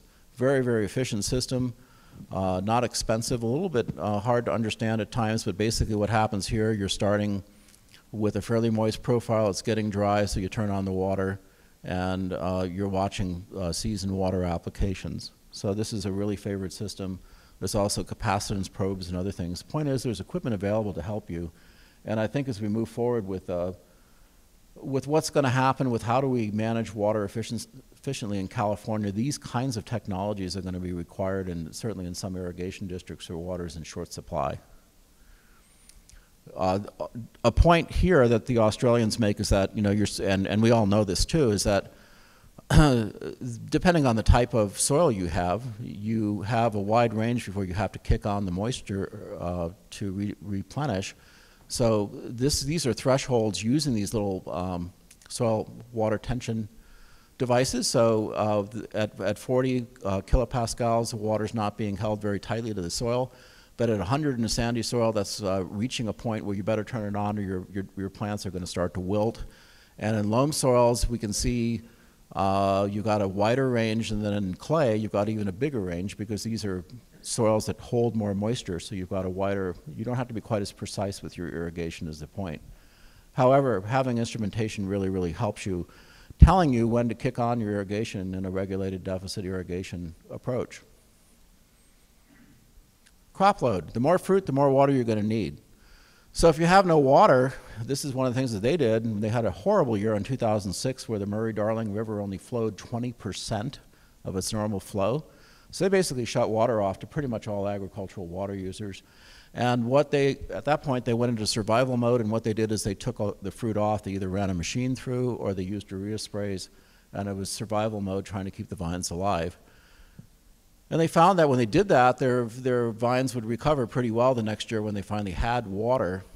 And another strategy that they used, and I would recommend you use, is that if you don't have a lot of water, maybe you shouldn't irrigate your low-value blocks. So if you're getting $2,000 a ton for your cab and $800 a ton for your Carignan, you might want to think about just watering the cab and letting the other one go. Okay, the Carignan's probably dryland farmed anyway. So other things we can do, mow or spray out cover crops early to reduce competition for moisture between the vines and the cover crop, because cover crops do remove water from the ground. And the Australians find that leaving the dried out cover is cooler in the vineyard compared to disc soil. And we also heard from NRCS about not having dust blow around all over the place. That's another reason maybe not to disc, even though disking is a very efficient way of holding onto soil moisture. 12 ounces per acre of Roundup or glyphosate early on will work for chemical mowing of weeds. So if you want to stop growth, say like this time of the year, spray it out and then just keep it mowed very, very short. And that's a good soil conservation and a good moisture conservation technique. So this is kind of what things could look like in summertime. You know, it's not perfect for the clean freaks, but it certainly works. Under the vine weed control is absolutely critical, whether you're doing it mechanically or chemically. You don't want weeds putting their roots in your vine's roots, because the weeds are going to outcompete your vine. Since their life cycle is much, much shorter, they're going to suck up all the water they can get and set seed, and then you're going to be kind of out of business. So get the weeds under control early. In Australia, they do a lot of mulching, which I think is interesting. So they have this equipment. These are called bank-out machines that they use for taking hay and feeding cows. And someone said, hey, why don't we mulch our vineyards? And it's a very efficient way of conserving moisture, and it's gaining wide acceptance. The other thing about Australia, it's a little different than us, is that almost every single vineyard area is surrounded by what they call broad acre crops, where they grow things like hay and grain. So you're able to get straw a little bit easier than maybe we would here in Lake County, and it may not be quite as cost effective. Leaf pulling, go light. So know what your customer wants. So some people really want this very green looking fruit, and other people want ripe looking fruit. So make sure that you're kind of matching your leaf pulling regimen to accomplish that. So this is a vineyard where I've done Pinot Noir work and clonal trial, and this is probably kind of a model of what we're talking about, and not a very big canopy. They're using a subterranean clover, which is mowed short early on. A little bit of leaf pulling, of course, it's in Anderson Valley, so they can get away with a little bit more than we would here in Lake. But the idea is that you're not setting a huge crop and your vine's not overly vigorous, and they only use 2 acre inches a year in this vineyard, which is very, very little water. It's one of the, they're barely irrigating, they're relying on stored soil moisture, but different climate, different situation, different varieties. Point is, we're looking for smaller vines with less fruit in a year like this one if you don't have water. Okay, stretch your water as best you can, keep up with the soil moisture monitoring. Short intervals probably best. Make sure that you're hitting the root zone and not leaching water through the root zone. So 6 to 10 hour sets are probably best. If you like to turn them on for 48, probably most of that water is going right on past the root zone and may not be available to the vine. So kind of target the little feeder roots that are underneath the drip system by using kind of shorter intervals and less time. Okay, harvest considerations. Stay in touch with the winemaker. Your fruit might actually ripen at lower sugar, so you should be tasting, checking seed maturity, and fruit chemistry. That's kind of in part the job of the winery, but you should be in there too and know how to do that. If you don't know what your winemaker wants, you better find out quick, especially in a year like this. If you run out of water, you're going to ripen by dehydration. So typically what happens there, we're going to end up with a low pH, high titratable acidity, a high % Brix sugar, and it's going to be more challenging in the winemaking process, and the winemaker's not going to be real happy with you. So you want to keep those leaves on. You want to ripen via photosynthesis as opposed to dehydration, and that's how you do it. Post-harvest irrigation, we talked about a little bit. It's helpful, but it's really kind of hard to call if you have a limited water supply left, like if you have a surface pond, and the weather is dry. What do you do? Well, our long-term forecasting is getting better and better, but it's still far from perfect. So I don't know. Depends upon how big a gambler you are as to what you're going to do. So final thoughts, the Australians have really accepted climate change, and they irrigate less than we do, and they always have and always will. They don't use rootstocks in a lot of places since they don't have phylloxera. They use their own rooted vines, which are pretty water efficient, and when they do have rootstocks, They've eliminated anything with Vitis riparia in the parentage, like 10114 SO4 or 5C, because they don't think they're strong enough.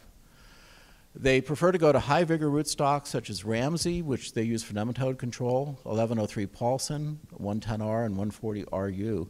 So as you're planning future vineyards, go for things that have more drought tolerance. That would be my advice. Well, this is kind of my final message for you. It's good luck, and it's every year is a roll of the dice, but this year you're going to need everything, the four-leaf clover and the lucky horseshoe and rabbit's foot and the Chinese fortune coins, and I hope everything turns out good for you. And I think Lake County is in a little better spot than some of the surrounding counties in terms of moisture supply, because Big Valley is pretty good, but we get out into Red Hills and the High Valley area, things could get a little dicier there in terms of having adequate water, so use a strategy. Okay, thank you very much. Okay, Glenn, there might be a couple of minutes for questions as Rachel's slides get loaded. So, two questions. One, are your slides with this information available in a paper or anything? Second question is there a negative effect of watering with chlorinated water on grapes? Two good questions. Yes, I'm going to put this on the UC Cooperative Extension Drought page. I actually have a longer version. I had to cut this one down a little bit, so I've got some more information in the longer version. And you bring up chlorinated water, and that was one of the things the Australians were just insistent on, is if you have salty water, you're better off not irrigating. So they really feel the negative effects of chlorine and sodium in the soil are such that you probably don't want to use that water, as tempting as it might be. Any other? I'm in a debate with my wife about the value of the evapotranspiration formulas versus using tensiometers. Mm-hmm. And I played around with the evapotranspiration formulas, but I don't think it can take into account soil differences. I mean, it can't take into account soil differences. It doesn't. Tensiometer can. Mm-hmm. And so I'm just wondering if you think the evapotranspiration formulas are adequate in our current situation. Well, they are, but the hard thing about using evapotranspiration data is knowing what the crop coefficient is. And in other words, plants use water differentially. So if you have turf grass, it's very similar to what evapotranspiration is. On the other hand, if you have a cactus in your yard, cactus is on its own sort of water world, and it has nothing to do really with evapotranspiration. And grapevines tend to be kind of towards the low end. We think our crop coefficients for a lot of them in Lake County are somewhere between about 0.3 and 0.5. So 0.3 being, so for every 1 inch of evapotranspiration, you may only need 0.3 inches of water for the grapevine. But it depends. So that's why using multiple ways of measuring soil moisture as well as the plant water status are really, really good, and that's what a lot of operations do. If you only have one thing, though, looking at soil moisture is what the Australians have decided is the best way to go. Okay, last question. I was just wondering how much of this model that we can borrow from the Australians and how much it would cost for that. I'm sorry, would you please repeat the question? I just wanted to know how much of the model that you have presented that we can borrow from the Australians, mm-hmm. and how much would it cost to change the situation? Okay, good question. And so I would say that I think what differs a lot between us and them is that the water that we get pre-bud and pre-bloom is different a little bit than in Australia. So they're dependent a little bit more on irrigation early. I don't think we need to worry so much about that. So what we kind of have to watch, though, a little bit is making sure that as we go from fruit set to veraison, that we don't irrigate too much, that we try to keep our canopies smaller or use other techniques to get the canopy down in size if you have a limited amount of water. You may also have to do some fruit thinning. So what I really like, and I think my advice would be for Lake County, is limited water supply, thin to 2 shoots per spur, and no more than 2 clusters per shoot. And that'll probably help you a lot stay inside of the bounds of what you got for water supply. If you're on Big Valley, probably don't have to worry about any of that if you've got a good well. Thank you very much. Okay, thanks, Glenn. Next up, Rachel Elkins, who is the Extension Farm Advisor for tree fruit and other crops. I don't know the whole thing, but you can clarify. And she'll talk about tree, crop, water needs, and critical growth phases.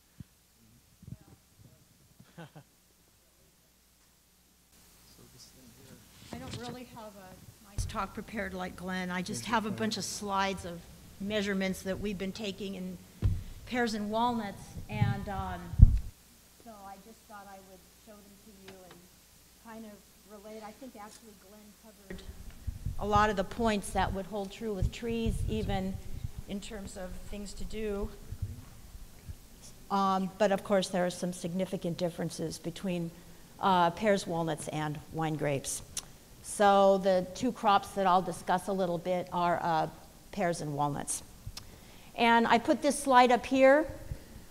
This is a bag covering a leaf. Does anyone know what this is for? Can anyone tell me why that leaf is covered with that bag? I heard the two words. Yeah, it's to take a pressure bomb reading. How many people here use a pressure bomb? How many tree growers use a pressure bomb? How many tree growers use soil moisture monitoring now?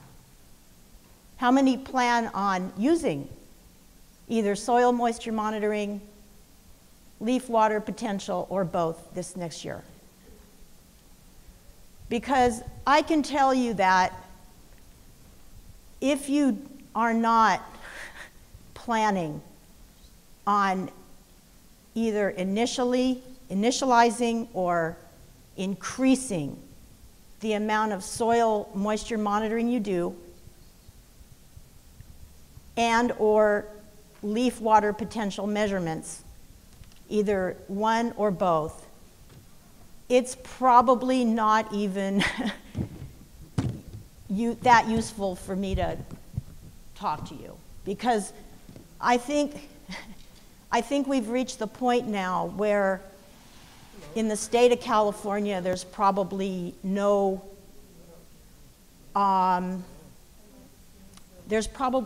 rationale for deciding that it doesn't matter to do those things or not. And it's critical for you to really know exactly when and how much water you need to put on.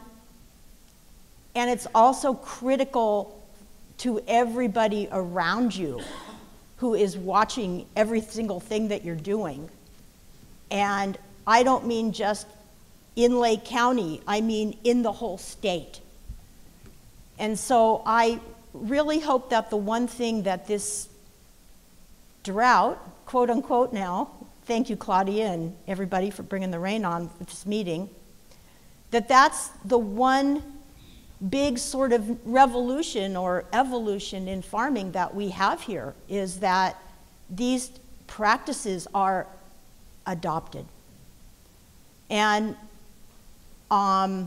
like Glenn said, I think there's a lot of people here that can work with you on establishing these programs, on getting used to using the instrumentation, but I think it isn't really any longer fair to the rest of the water-using world to say, well, I'm just going to do everything the way I've done it, and I'm not going to up the ante and push the envelope on the technology that's available to you and put these practices into place. So I'll show you some of the work that we've been doing over the past quite a few years now.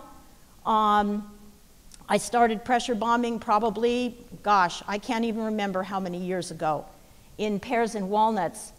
And actually a lot more pressure bombing than soil moisture monitoring, because we've actually developed it pretty well in tree crops. We still have some work to do on pears, but I think we're getting there. So basically, using the pressure bomb, we use midday stem water potential. Glenn mentioned pre-dawn measurements. We did those many years ago. I was never involved in that. So I do everything now between noon and about 3 o'clock in the afternoon.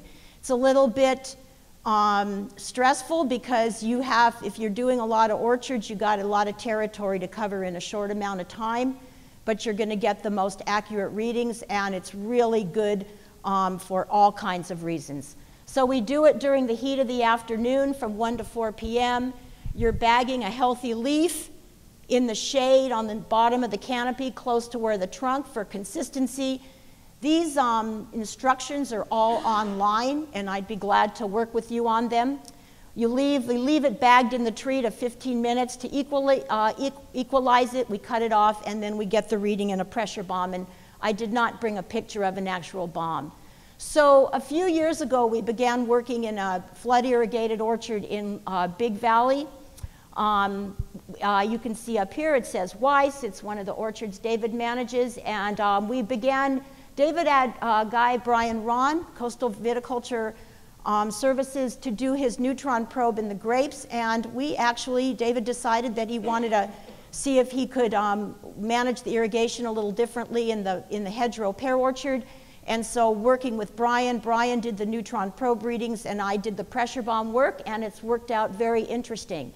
So this is actually March 9th. This is 2013. And so this is the beginning of the season. His neutron probe readings were at here's the full point lines from 1 feet all the way down to 6 feet.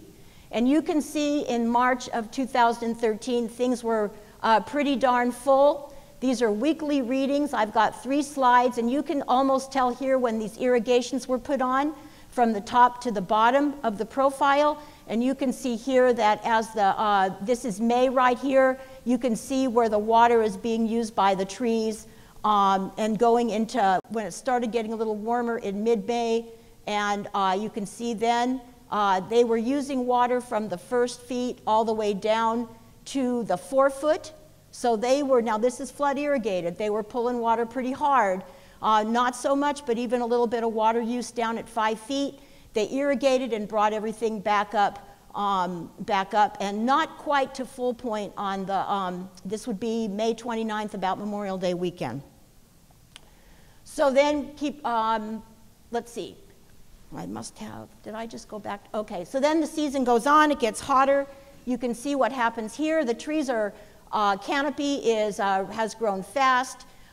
Fruit is starting to size. Now, most of the reading that you're getting is almost completely canopy use. The actual crop itself is playing not a very big percentage of your measurement. It's really very, very, if we stripped all the fruit off the tree, the readings that we would get on midday stem water potential are not going to change, probably 5%. Really, it's your canopy. It's the size of your canopy that is really where your measurement's coming from. So in a big pear tree, healthy pear tree, vigorous canopy growth, you can see here it's pulling harder, but you can see that tree, you can tell when he goes back to irrigate, he's never going to come back. This tree is pulling harder and harder, and you can see that it's pulling all the way down here to the 4 foot. It's pulling harder and harder down at the deeper end. So there's roots that are going all the way down there. When you irrigate, it's going to come back, but it's going to go down faster as the season goes on. And here we have August 13th. It's about harvest. Okay. Let's see. Let's go back. All right. So there's June to August.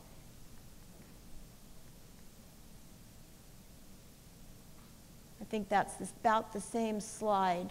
Now let's look at this is after harvest.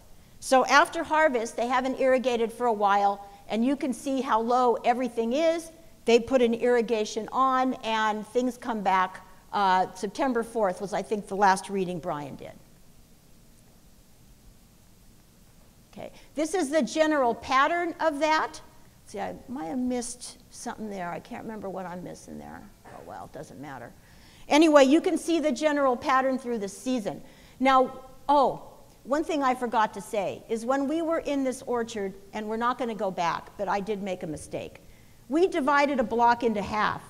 And in the first half of the block, in the south side, we put on full irrigations from the beginning of the season, and in the second half, we skipped the first irrigation, a little bit of an RDI there, and in 2013, we actually skipped 2 irrigations.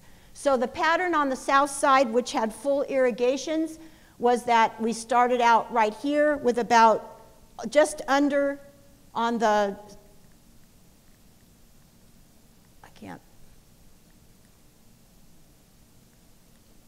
is it? Okay, on the south side where we had full irrigations from the beginning, we had about a little under, you can see here the beginning, the pears starting to use water. We irrigated here, he came back, and you can see the pattern there. On the north side, what you see here where we withheld the first irrigations is that the trees were a little smaller, and they're not using as much water. And you can see that we don't go all the way down toward the line, where the pattern is the same, but the actual amount of water use is less through the season.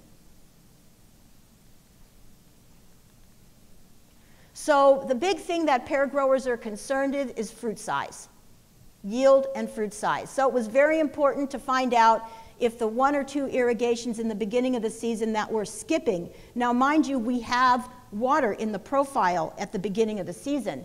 We're going to hurt fruit size and yield. So this is what we found. Every single week we tagged fruit. We had fruit that we tagged, and we measured every single week.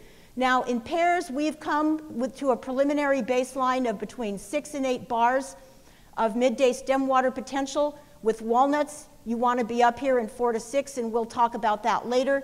But here's the baseline for pears through the season, and you probably want to be somewhere close to baseline most of the season. In all my years of working with pears, I seldom ever get up to baseline. Usually I find with pears that I'm really working down here in the 8 to 10 most of the time, and sometimes down to 12.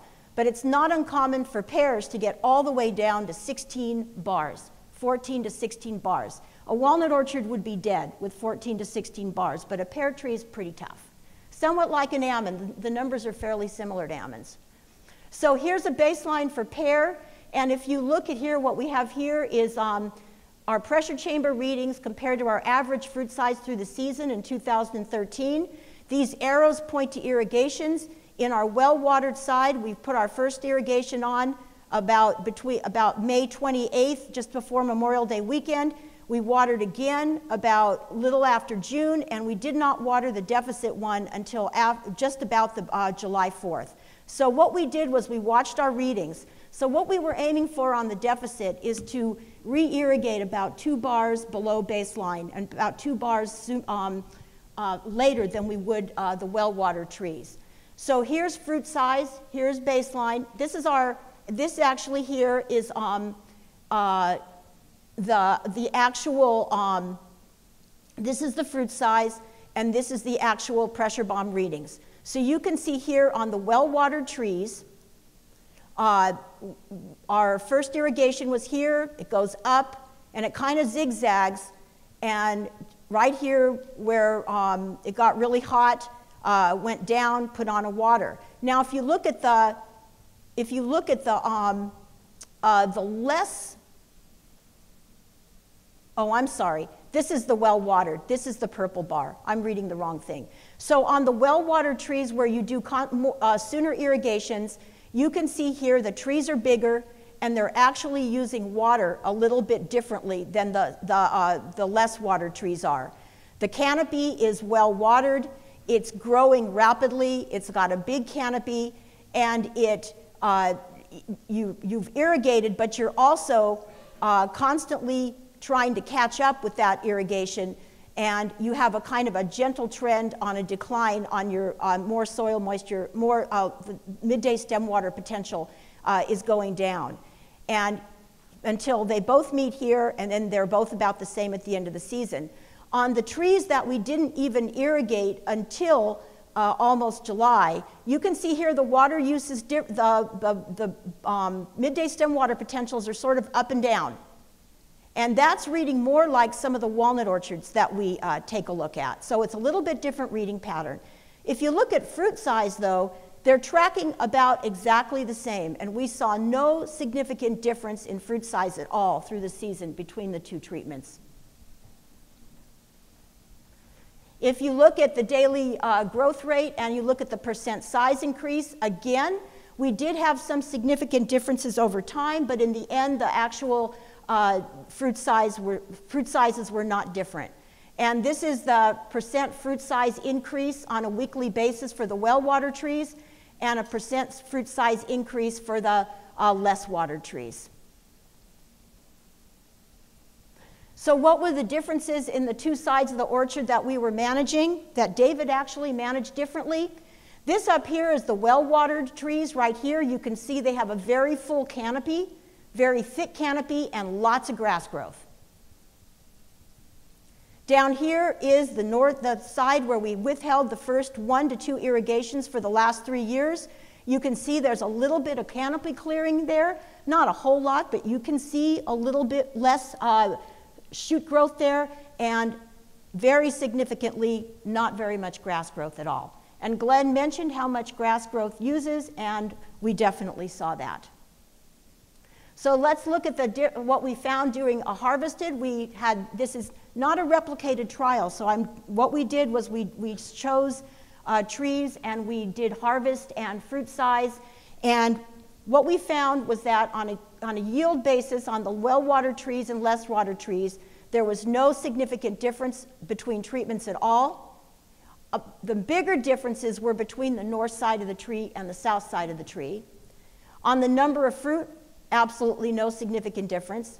Now, when we get into fruit size, we have not seen a significant difference in any of the years that we've tested this. However, if you want to look at 0.23 as a trend, you can do that.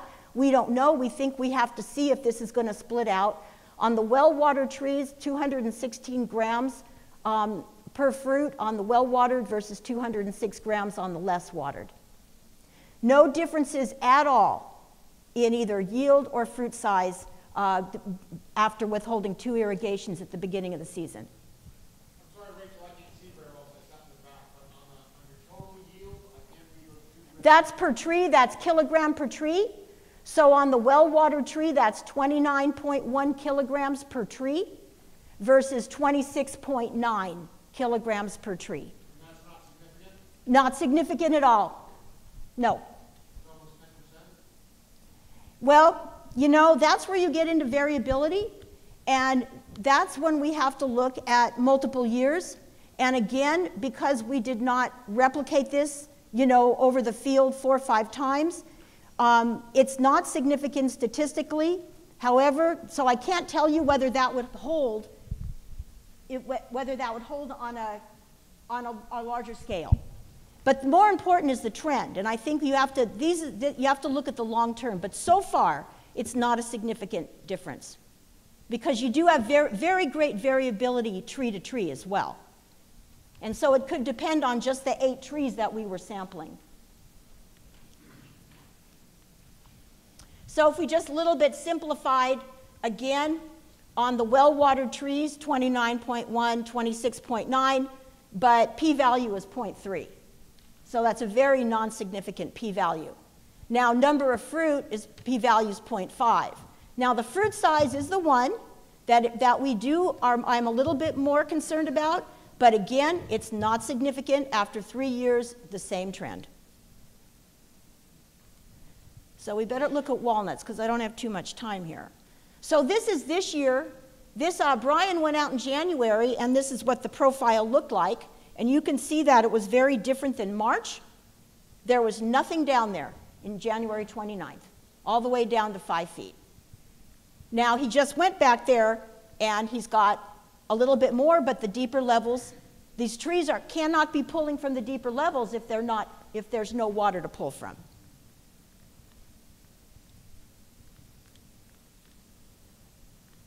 Okay, one thing I do want to mention about rootstock. I will mention this too. On the north side, where we have a little bit smaller tree now, smaller canopy size, there is more water banked on that side because there was less water use last year.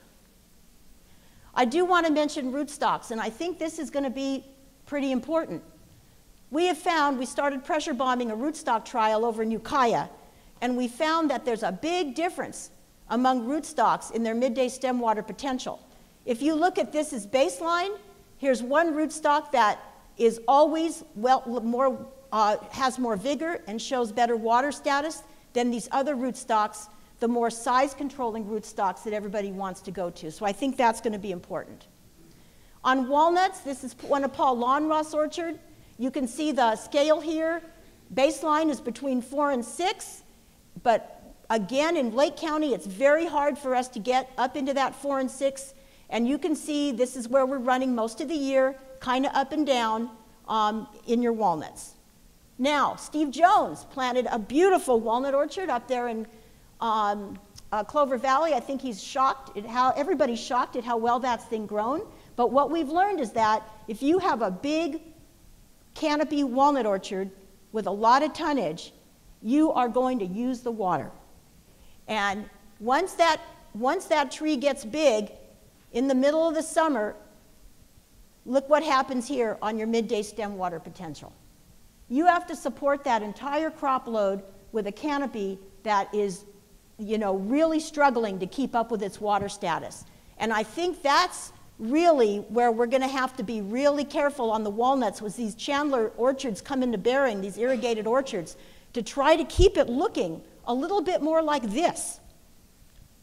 And Steve has done a really good job. He's, you know, got some more water in there, but you're going to have the water in walnuts to get that crop developed and to the end of the season. Similar to that push to keep that canopy producing photosynthate. I think one of the things with the drought with walnuts is you're just going to see more nutritional symptoms. Boron, manganese, zinc, that type of thing as the trees struggle to keep up with things. I think, okay. Now, one of the first things you're going to see with walnuts, whether it's irrigated, over-irrigated, under-irrigated, is you're going to see leaves getting yellow and starting to drop off. And I think that's probably, when it's water stress, that's probably one of the first things you're going to see is this type of thing right in here. And then again, like I mentioned, you're going to see this, these sorts of abstract nutritional symptoms. And that's basically a signal of water stress. And that's all I have. Okay, and so could I ask the panel to start making their way up here, and then if we could get a couple of questions for Rachel, if anybody has any, now would be a good time. But let me get the microphone to you before you ask.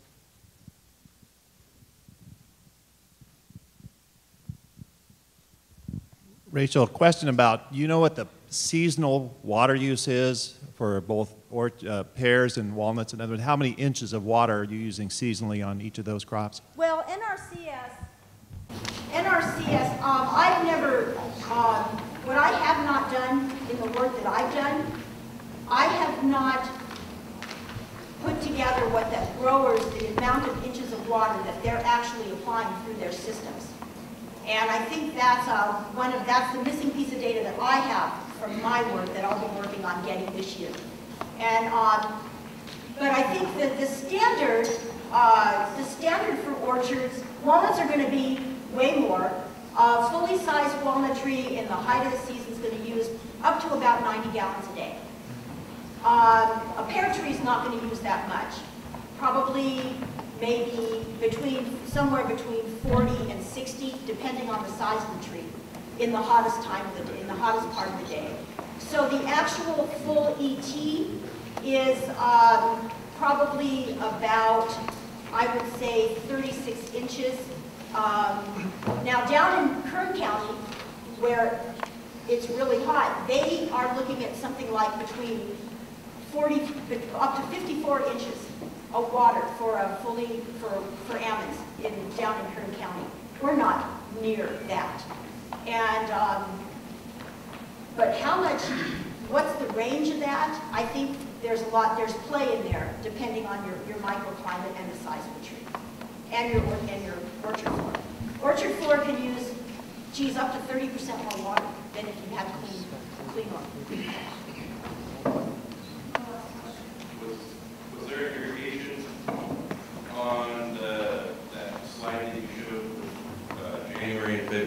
David Weiss's orchard? Was there irrigation in You know, between well, the one, is David here? Is anyone from Quercus Ranch here? Okay. When they first took that January 29th, I do not believe it was irrigated, because there would have been water in that upper part of that profile, and there was nothing. Now, when he came, then we got rains. And that second measurement he took on February, and he has not sent me one since then, Andy. But I do not believe it was irrigated prior to that first measurement on January 29th. No, but between the two, because most people irrigated their orchards. Well, it didn't look, if that February 5th reading was for rainfall or irrigation, I can't tell you that. Okay, thank you. Thank you, Rachel. Well done. The big guns are here finally. Come on up, Brock, Jeff, David, please. So earlier this morning we've heard talk about groundwater. We've heard some talks about pump efficiency. We went into some of opportunities available to us for funding of drought issues. Then we've heard from Glenn and Rachel. But these people put it all together with economics behind it too. And gosh, how many dog years of experience do we have up here at the table? Basically, I'd like you folks to think about if the drought continues on like this, and some people are saying we're getting 3 to 5 inches in this next rain. What if it ends there? What's going to happen with the wells? How far are they going to drop? You guys work in a lot of different areas. How would you respond to it between groundwater and surface water? So if just kind of project into the future, what's it going to be like this year in 2014? And be thankful that you're not over the hill in Mendocino County. And I think all the microphones should work for all of you. Brock, would you like to start off, please? Or do you have a presentation too? If you want to, I've got a few slides. I don't know if you want to turn them on or not. And then there's Well, years ago in 1972, I started working up here in Lake County, and one of my original clients was Ross Benson, and most of what you see up there is weather data that he took early on, clear back to 1935, and that's rainfall. And I remember well when we got to 1977, I was working for him, and if I could figure out how to use this pointer, life would be good. Let me use your microphone.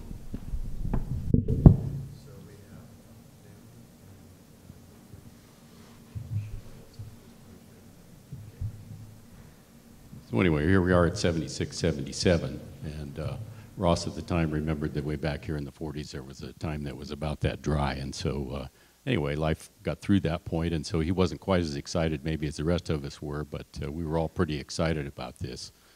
And here we are up here, and this is rain as of yesterday. I think there's hope that we're going to get up to the 76, 77 level by the time we get through our rainy season, but it's looking fairly grim. Of course, as Scott said, we do seem to have water in our water tables in the wells, and that's one thing we found out in 76, 77 is that actually the wells did hold up. There was reduced capacity in a lot of them. This is in the Big Valley area, but we got through the season. There were adjustments that had to be made. Some people that were pumping near the lake had to move their pumping stations to go down to where the lake water actually was, but there's very little actually pumped out of the lake. Most of it, as you know, comes out of well water.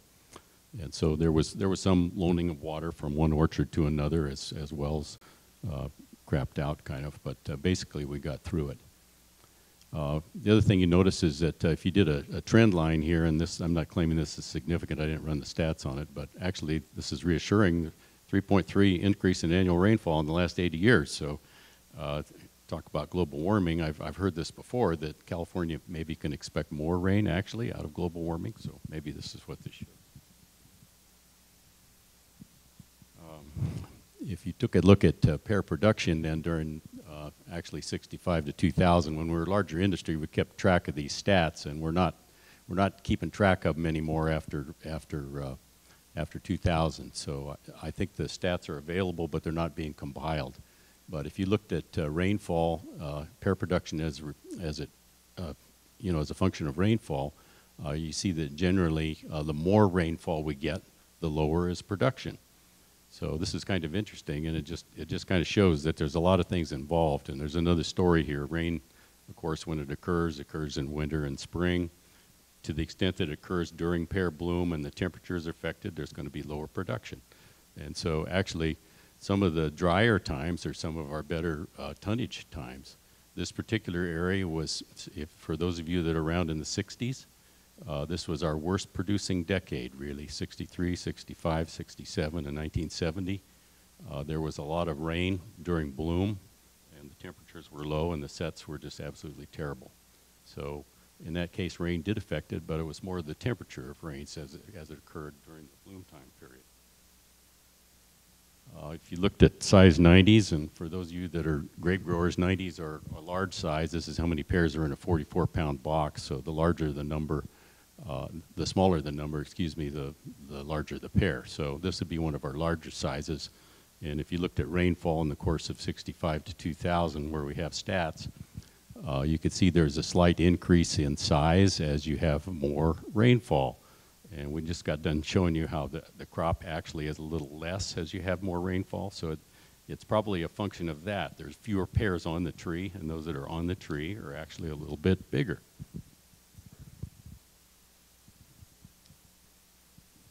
Looking at the other end of the spectrum then, these are 135s. This is not the smallest size, but we do some 150s sometimes and 165s occasionally, but there wasn't as much stats on them. We don't always pack them, and so I chose the 135s, but the story is kind of the same, except in the opposite direction. As you have more rainfall, you're going to have fewer 135s, and that's because the crop set is actually a little bit lighter. It's not because we ran out of water. It's just actually there's probably fewer pears on the trees. If you looked at this is 90s as their percent of fresh pack. This is where it kind of strikes out at you here. Here it was 76, 77, and you can see that actually for where we have stats, that was the lowest number of 90s that we actually packed as a percentage of fresh pack. And if you looked at these other drier times, you can also see that we'll have fewer 90s. You looked at the other end of the spectrum then, 135s. This is 76, 77. We had more 135s. The other thing that's in here is unused tons. From time to time we have disastrous things happen. In 76, 77, of course, it was a disaster. We had way too many pears on the trees. They did not grow. We left them on the tree too long. They got ripe. They weren't worth packing anyway because they were too small. And so we had huge losses. There were 20,000 tons there that, according to the stats, were not used in that particular year. So these were kind of the results of the drought then, but not directly. It's things you don't really quite think of. We had enough water in Big Valley. So anyway, but we did have to change the way we did things on occasion. But the one thing that we could say is that probably we are going to have more pears this year, other things being equal, and that probably the thing to do would be looking at thinning, really. And I can tell you from looking at the orchards, there's more buds than there were last year. And so I'm already kind of concerned about it. It could change. We could have cold weather during bloom and cut this number. But right now there's more buds. And I would say since there is some correlation with, with lower rainfall and increased set and smaller sizes, we probably should be doing what we can to eliminate crop a little bit to the extent we're able. Could be a max sale year, so keep that in the back of your mind.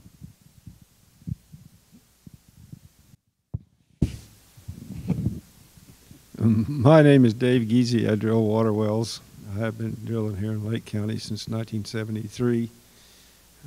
Learned a whole lot from Jack Hutton. I know a lot of you people know who he was.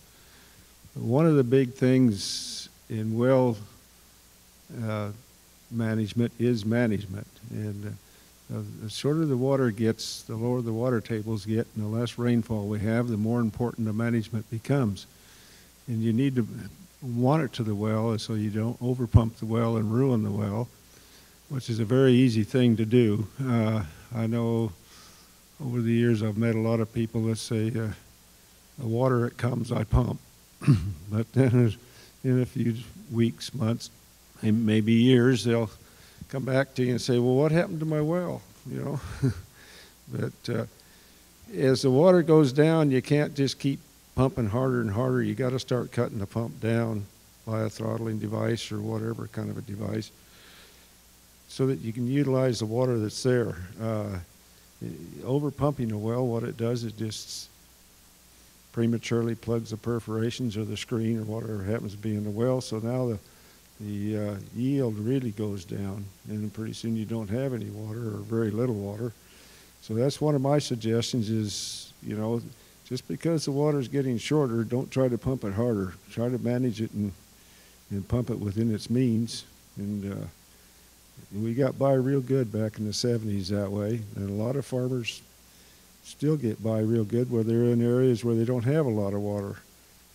But anyway, that's about the best advice I can give you. If you got any questions, I'd be willing to try to answer them.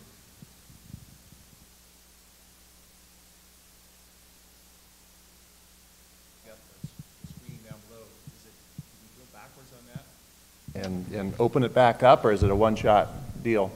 Well, it depends on how it's constructed and what kind of formation it's in. We have had luck doing that, and then we have some where we just haven't been able to do anything with them. So it's really kind of a gamble. You can say, well, I'm going to try this, and if it don't work, we'll just unplug it. Well, maybe we will, maybe we won't.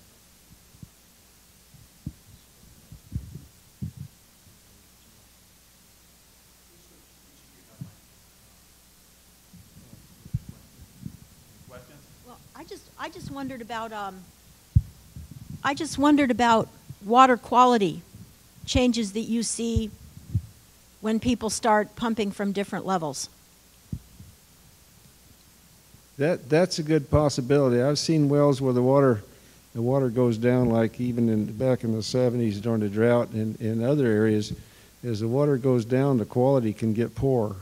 For some reason, it pulls in from a different strata or pulls through a different type of formation or something, but the water can get pretty poor sometimes with iron. It's mostly iron is what gets into it. Sometimes you get manganese. You hope you don't get that. That turns your teeth black. But at any rate, it can really affect the quality, yes.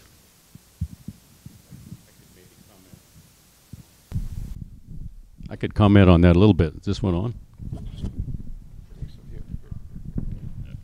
I could comment on that one a little bit.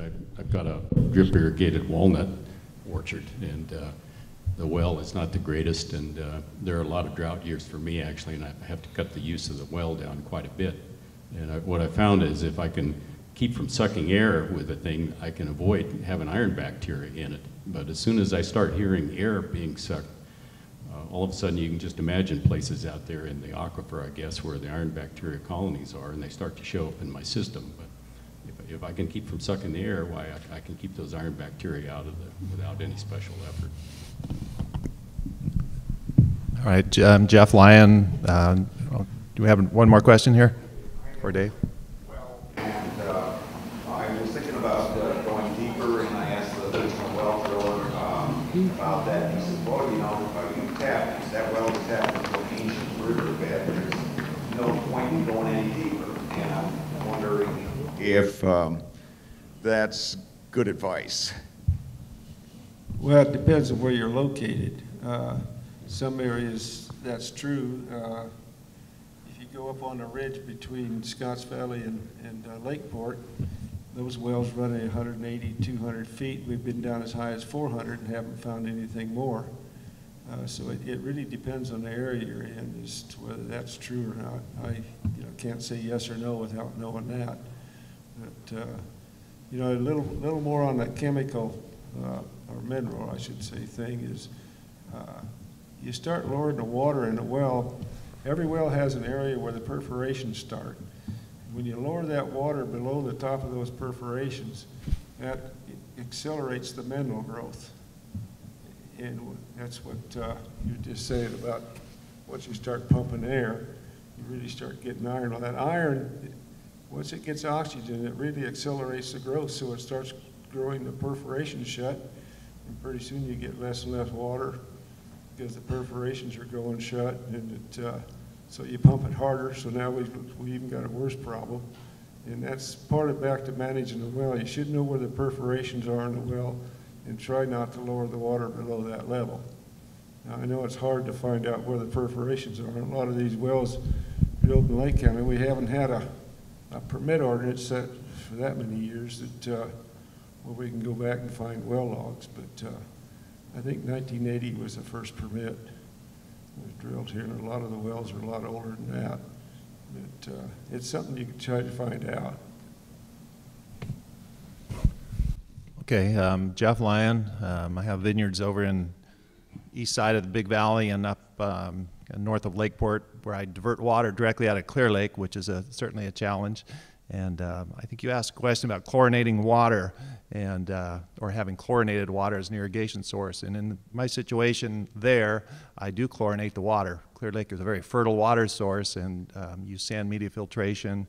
But I'm using basically pool chlorine, sodium hypochlorite at about 1 part per million, keeps the water clean. I haven't had any problem with it. And most water systems, like if you have a domestic system that's diverted out of the lake, it's probably chlorinated water, which is somewhat different if you're using, say, like muriate of potash, potassium chloride. There's a lot of chlorides there, and that would be a problem, I think, to Glenn's point. But generally, low levels of chlorine in the water will keep it clean, and it hasn't been a problem. I've been doing it for chlorinating for probably 8 or more years there, no problem whatsoever. So just talk a little bit about back to the 70s, what was happening then and what's happening now. Certainly, somebody alluded to many less pear trees. Gosh, I'm over in Kelseyville from Loesa Drive north out on Gaddy Lane on the east side was pear trees solid. There's not one pear tree left there. A lot of sprinkler irrigation, virtually all sprinkler irrigation back in the 70s. That's certainly been way reduced. Probably the best thing that ever happened for water efficiency is the advent of drip irrigation. My gosh, what a concept. No evaporative loss, just very direct applications, very precise, very uniform. Back in the 70s, even with the sprinkler and flood irrigation, we didn't go dry on the wells, thank goodness. And with less planted crops in the valley, I think that we're hopefully going to be okay. Keep our fingers crossed. Clear Lake is a different situation. It's down at, 1.05, somewhere around there right now. So hopefully we'll get another foot of water into it. Would be nice. If not, what are you going to do? You can't change the level of Clear Lake, unfortunately.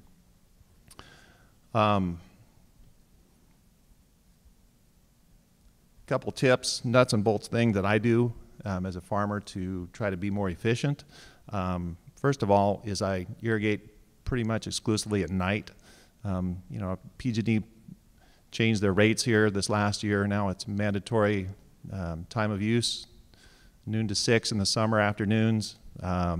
Basically, it's nearly twice as much per kilowatt hour of power. It's about, I think I'm paying about 32 cents. Off peak is about 16, depends on your rate schedule. So I just turn on the water at 7, 8 o'clock at night, get everything checked, let it run generally 6 to 8 hours at a time. Shuts off in the middle of the night with a time clock. And I think that's, first of all, think about what a vine does at nighttime. Basically goes to sleep, closes its stomates. It's not transpiring water. So I think that I can get deeper irrigations and it's better stored. If you're irrigating during the day, those stomates are open, the plant's happy, it's transpiring, maybe a little bit of extra water. And man, it's like a party, right? You got a lot of water there. We don't have to be efficient if there's plenty of water. So I think that nighttime irrigation is great. Also, there's no evaporative loss, or let's just say greatly reduced evaporative loss at night. Another thing I've tried to do is got some areas that are fairly coarse soil, and going from basically one single 1 gallon emitter per vine to 2 half-gallon emitters, so trying to double the wetted area. It's the same amount of water, but sort of like in the coarse soils, if you look at your wetted zone, it looks more like a carrot in coarse soil versus, in finer texture soils, it's more like an onion. So I don't want to have just one carrot going down. I'd like to have 2 carrots per vine in those coarser soils. So changing from one gallon to 2 half gallons, I think, was a big win. Killing the cover crop. I strong advocate of chemical mowing, using the, the quart or two of glyphosate per acre, killing that stuff when your cover crop is green and growing. And this year it's probably going to happen in late March, 1st of April. I'm going to go through there and just mow it down chemically. And it's really not a chem mow. I want to do a chem kill this year. I think I don't want to have anything growing out there other than a grapevine. So anyway, those are a few nuts and bolts things that I've implemented, and I think it's certainly helped conserve and stretch the limited water supplies that we do have.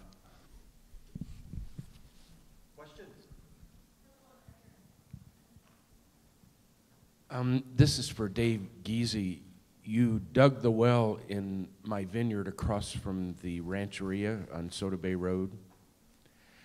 And you just really counseled me to crank it down. We were having a sand problem. Maybe this will trip in your memory. It seemed like that was a win-win, because when I cut it down, I think I did produce way less sand. And yet, in my crude monitoring of the well, you're talking about we need to monitor our wells and not pump them too low. It seemed like I wasn't losing water. And yet by cranking it down, I was lessening this sand problem. And yet I still seem to have water. Is that possible? Or I know to a point, if you have a butterfly valve or something, to a point you can start seeing I'm closing this more, I'm getting less water. But there seemed to be a point where it was kind of a win-win, or am I just deluding myself? No, it's a win-win, because once you reach a certain point in a sand well, the entrance velocity gets so fast that it just starts dragging all the sand with you. Well, now you think you're getting more water, but half that water's sand, so to speak, or a big percentage of it. So if you actually cut the volume down, get the sand to settle down, and keep from pumping it, and of course the pump will last a lot longer, the emitters will last a lot longer, they don't plug and stuff, and you got water you can use. So really that's part of monitoring a well, especially a sand well, is to, normally what we figure on a sand well, if you drill it and test it, and it would actually do, I'm just going to use some numbers here, it would do 200 gallons a minute, you better cut it to 100 gallons a minute to keep it from sandy. And that's the way we monitor, that's what we speak of when we say monitor the well. After the driller's gone, he can tell the owner what to do, but then it's up to the owner to actually monitor it and keep it going. And if that's what you've been doing it right. This is for Dave also. Dave, do you keep records of the wells you drill? I'm associated with a well you drilled, and I would like to find out the depth and perforations on it. Do you keep those records? Yeah, I have most of my records. I moved my office at one point in time, and a whole box of them got misplaced someplace, probably in a dumpster, I don't know, but I do have most of my records, yes. And also, is there a logical way to keep your perforations clean without having to send some kind of machinery down there to make sure they're clean? Or is there any chemicals you can dump in your well, or any backflushing to keep your perforations clean? Yeah, chlorine works real well. We call it hyperchlorinated. Run some chlorine down the well, and then it's usually best to chase it with clean water, let it sit for 24 hours or so, and then pump it back out. That's the easiest thing, and about the only thing you can do with the pump in the well. Anything beyond that, you need to remove the pump and hyperchlorinate it, run a brush in it, and bail it out, and so on, which we've had real good luck doing that with that process.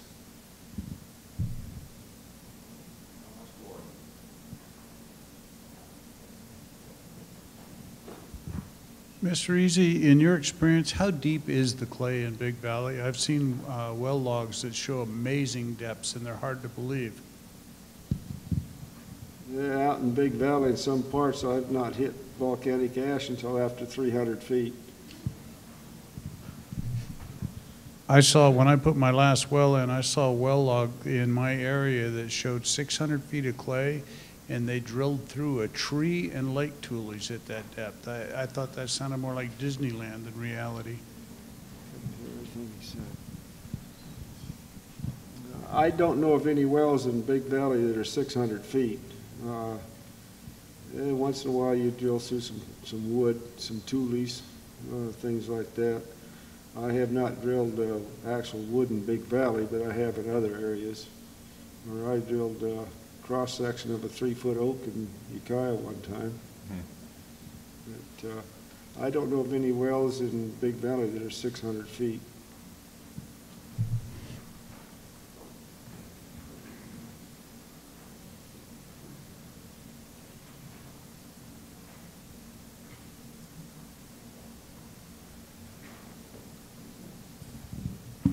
I've had some of the experiences concerning these questions which were raised. One is I had a well, maybe 20, 30 years old, and suddenly it started pumping sand. And so we put a sand trap on it, and it's pumping just as well as before and doing very well. I notice other people have added sand traps to their wells too. Another thing about, sterilizing the water. I found two things of use in a pond which always developed a lot of algae. We just put tubes in there and pumped air through the tubes, perforated tubes, and that took care of it. It started early enough in the season. But the main one, instead of chlorine, I would suggest ozone. You can buy ozone generators. They're not very cheap, not very expensive, and pump the water into a tank, pump ozone into the tank, and solves your problems with algae and other problems. Yeah, ozone's a very good system for cleaning up water. It cleans up everything from algae to iron to who knows what. But as far as sand traps on a well, the place to stop the sand is in the well, not above the well, because your pump still has to pump the sand, and the sand is hard on the pump. So you buy pumps prematurely, and if you're over pumping the well and getting your foreign material that way, then you should cut the pump down because you're only hurting the well. So you can clean the water up after it gets to the top of the ground, but pretty soon the yield is going to start diminishing as the mineral grows in the well. But ozone is a great way of handling it. You need about a 1,500 gallon tank and then an ozone system to go in that, and it will clean the water up very good, very nicely. How do you figure how much chlorine to put in? How do you figure how much chlorine to put in? It's just math. It depends on your water flow and your concentration of chlorine. Okay, so there's formulas I could find on the internet or something like that. Yeah, it's high school math. One of the easy ways to do it is to take a little pool chlorine tester, go out to your drip lines, and see if you still have any residual out there, 0.5 ppm, something like that. But you get in the ballpark with what Jeff has just said. What about ranges of applied waters? What do you see between Big Valley and, say, Red Hills? What would you apply on either orchards or vines? That was kind of what I was asking the question of Rachel about how much water is applied in the trees versus vines. And in vines in the in Big Valley, 5, 7, 8 inches, maybe up in the hills, supplementing maybe 9 to 10 tops. A lot of it depends on your depth of your soil and how much water you can store in the root zone through winter rain. But the good thing, grapes are generally pretty thrifty. We have some great drought-tolerant rootstocks that you had alluded to, the Berlandieri by Rupestris hybrids. I mean, think of where those rootstock parents came from, like the hill country of Texas, right? Some of those. I mean, there's not a lot of water in Texas in the hill country, and those are pretty good at scavenging, whatever you want to call it, water out of the deeper soil profiles. And so, it's not a lot of water, thank goodness. Trees are a little different situation, but generally valley floor, you're going to store more in the profile to start with anyway. So, Brock, you might want to go.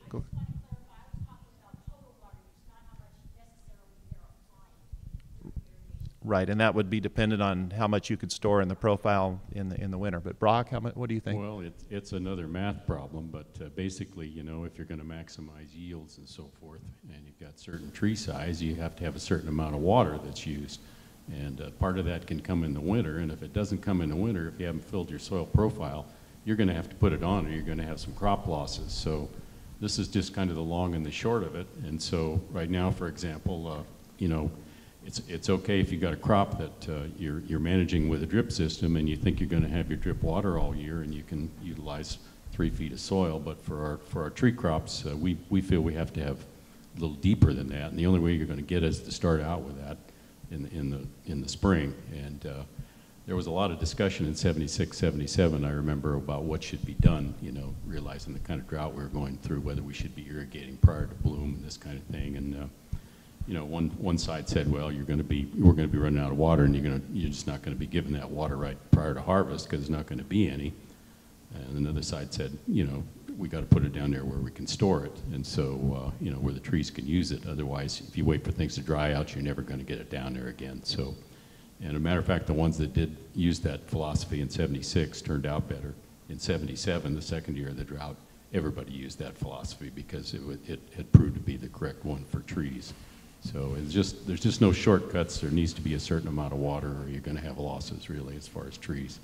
So if you got walnuts and you want to deal with lower yields, you know, it's okay to give them less water. The trees are going to survive, but your yields are going to be lower. That kind of thing. That's just the way it is. I could put this a little into perspective. I grew avocados in San Diego County in the 80s and 90s. We get 8 to 12 inches of rain if we're lucky. I applied 4 to 5 acre feet.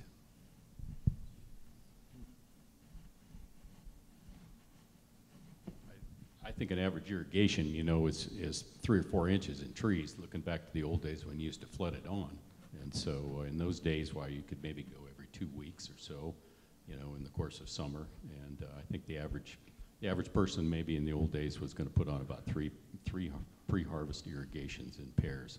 The rest of it had to be in the ground. And so, you know, if you're going to be putting on less than that, you're going to have to go more frequently. So, and of course the other issue is when you're talking about putting on amounts, it presupposes you've got a system, and you're going to wait for the soil to dry out, that you've got a system that's going to allow you to irrigate your whole orchard at the same time. But most people don't have that. They have to start on one side and work across the orchard.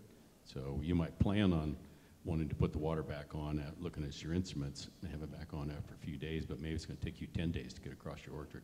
So it's a little more complicated than just reading the instruments somehow. It depends on how you're set up. My question, Brock, is how many pear orchards are actually have micro irrigation systems? I mean, you still see some sprinklers and some flood, but how about micro? I don't think there are any that are micro irrigated. I saw one, and it was there for a while, and the orchard got pushed out relatively soon, truthfully. But I can't say it was operated the best way. I think it's possible to do it. I have a drip irrigated walnut orchard, and I can tell you it's difficult. I wish I had more water to where I didn't have to do it that way, but it can be done. It's probably the same with the pears. I think it probably could be done, but you're going to have to be awfully good.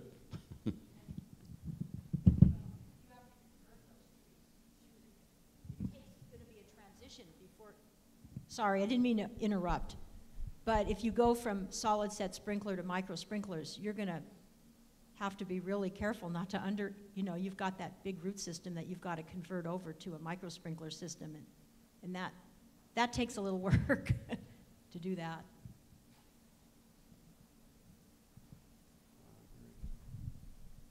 Anyone else? Such a quiet crowd in a drought.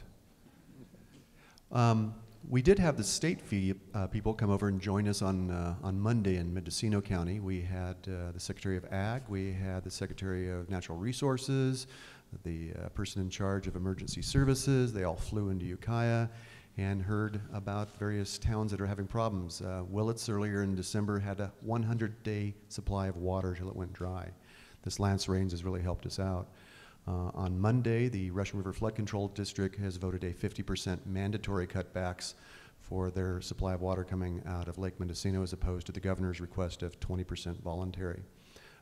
Each region has its issues. Big Valley appears to be in maybe better shape than Red Hills, High Valley. Your particular situation will vary. So it's better off here in the east than it is to the west of the hills. Well, any other questions while we have Rachel? We have Glenn here. We have the NRCS folks here with $20 million that they're, is that with you today, or lunch would be great with that. That'd be very nice. Well, I want to thank everyone, all of you. Oh, we have more questions there. Because you guys are dealing with the Winegrape situation, you're mostly talking about Red Hills, basically the southern end of the county. For those of us in the north side of the county, where there are vineyards, are there any weather stations besides the one in Upper Lake the Western Weather Group uses, or any other source of this kind of information available online to the general public about the north shore of the lake?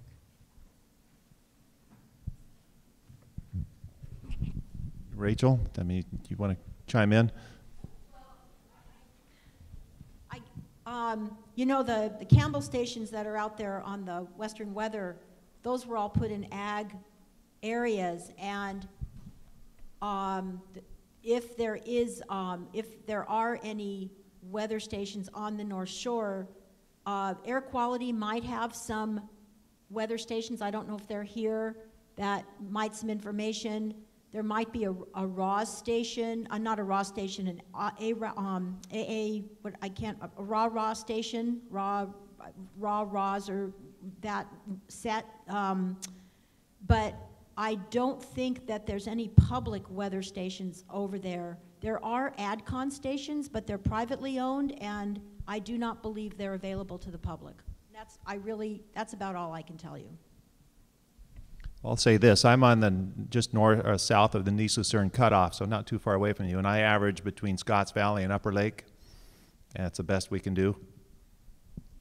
I'll also add that as a part of an irrigation water management program, we will cost share on weather stations for growers. Those would be privately owned and not necessarily available to the public, but if somebody has a need, or an interest in a weather station to manage their water and know what their local conditions are, that would fit into some of our programs.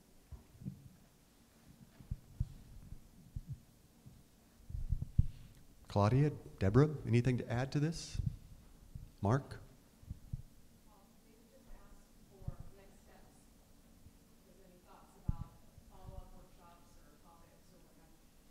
Well, this rain's going to make that all moot.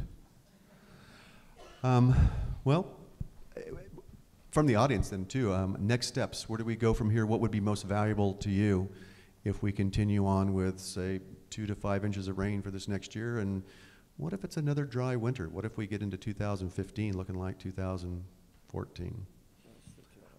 How can we best serve you? Would you like more commodity issues, more where do we share water? Would you like more enforcement people around?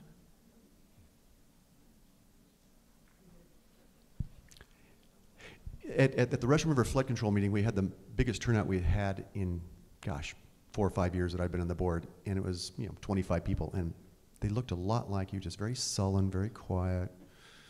It's not a happy subject. More rain dances or something. Panel up here, what would be next steps? What would we be looking at? What do we do as practicalities? Well, I was kind of intrigued with Scott De Leon's data, and I thought there's a place there to pair that data with the rainfall data, and maybe if you looked at the rain as it occurred a year ahead of when you're doing the groundwater sampling and did a correlation, you'd come up with something you could actually utilize. You could predict perhaps the end of the summer, let's say, what it was going to be like the next year based on how much rainfall you might get in the next winter, that kind of thing. You never know when this thing could be helpful to you, and the data's out there. You might as well put it together and look at it. Yeah, I think it's really going to be, what's happening on the groundwater recharge. Big Valley's one situation, but you get up into the hills up there and you have fractured rock aquifers, deep aquifers. Boy, I think, we're pumping up in the hills from anywhere from 300 to 700 feet down in these deep fractured rock aquifers. That's got to take a long time for that water to fall and percolate down. how long? I don't know. I'm not a geologist. I have no idea. But it's, I guess the time is going to tell, you know, to what extent we're able to recharge those deep aquifers. I don't have any suggestions. I can just do a rain dance, you know. Some of my avocado wells, 1,600 feet deep in granitics. This would be for Glenn, but I've been doing, we run sheep in vineyards in Navarro vineyards in Anderson Valley, and several of the Shannon ranches have incorporated sheep in the vineyards, and there's some studies showing more water retention in the soil profile with livestock, and I wonder if there's any more research or anything done on top of that. Well, there's been research done already years ago in the Central Valley by Terry Pritchard that showed very clearly that where you have cover crops, while you use water, you also store water. So we know that when we have well aggregated soil from cover cropping, when we have macropores contiguous to the surface, and I think this has also been shown by some of the livestock people in other situations when things are properly grazed, particularly in rotational grazing where it's intensive grazing followed by rest, that you have the ability to store more water in the ground, which is another argument for cover cropping and proper management of it. So that's why Anderson Valley is a good example of that. First of all, lower evapotranspiration needs there, but also almost everybody has residual vegetation to the surface. So they get a fair amount of rainfall, but it's pretty rare in Anderson Valley that anybody needs to apply more than about 2 to 3 inches of water because there is so much water stored in the soil. Some of these soils are fairly shallow too. They're only going down 2.5 feet before they start hitting fractured sandstone. So I think that managing the vineyard floor so that it'll take water is a really important issue too, as opposed to the old timers and down in Calpella who would disc 5 times and then run the rotavator through it and then watch all their soil cascading down into the Russian River. I mean, that's not going to be an acceptable way of farming anymore because that's really not farming, that's water pollution. So looking at surface conditions of orchards and vineyards, managing them properly is going to be a big issue as well because we won't tolerate, we may not care, but certainly regional water quality control boards won't tolerate, mud coming down into people's creeks anymore.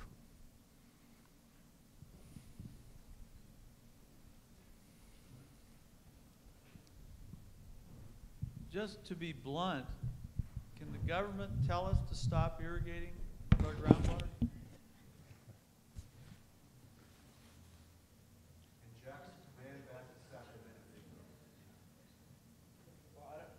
I don't know if the government can tell us not to, but if there's no water available, that's probably more the issue. I don't think anybody wants to shut the water off, but if there's no water there, as it was explained once to me by the State Water Resources Control Board, you may have a water right, but that doesn't mean that you're going to have water. And your water right is predicated on water being available for you to use in a beneficial way. So I think anybody shutting off water or saying you can't use water is going to be because there is no water. It's not because they want to control you. Maybe I'm Pollyannish about this, but that's my interpretation. Groundwater is a different beast in California. For our surface waters, with the potential curtailment letter that came out from State Water Resources Control Board in January, riparian rights would have been curtailed because they said that there was no riparian water. The tribs were not running. So if you were along the Russian River and you had riparian rights, they could have said, nope, that's not riparian water, that's project water. So that riparian right of yours would have been worthless to you this year. They haven't declared that to happen, but they've given notice.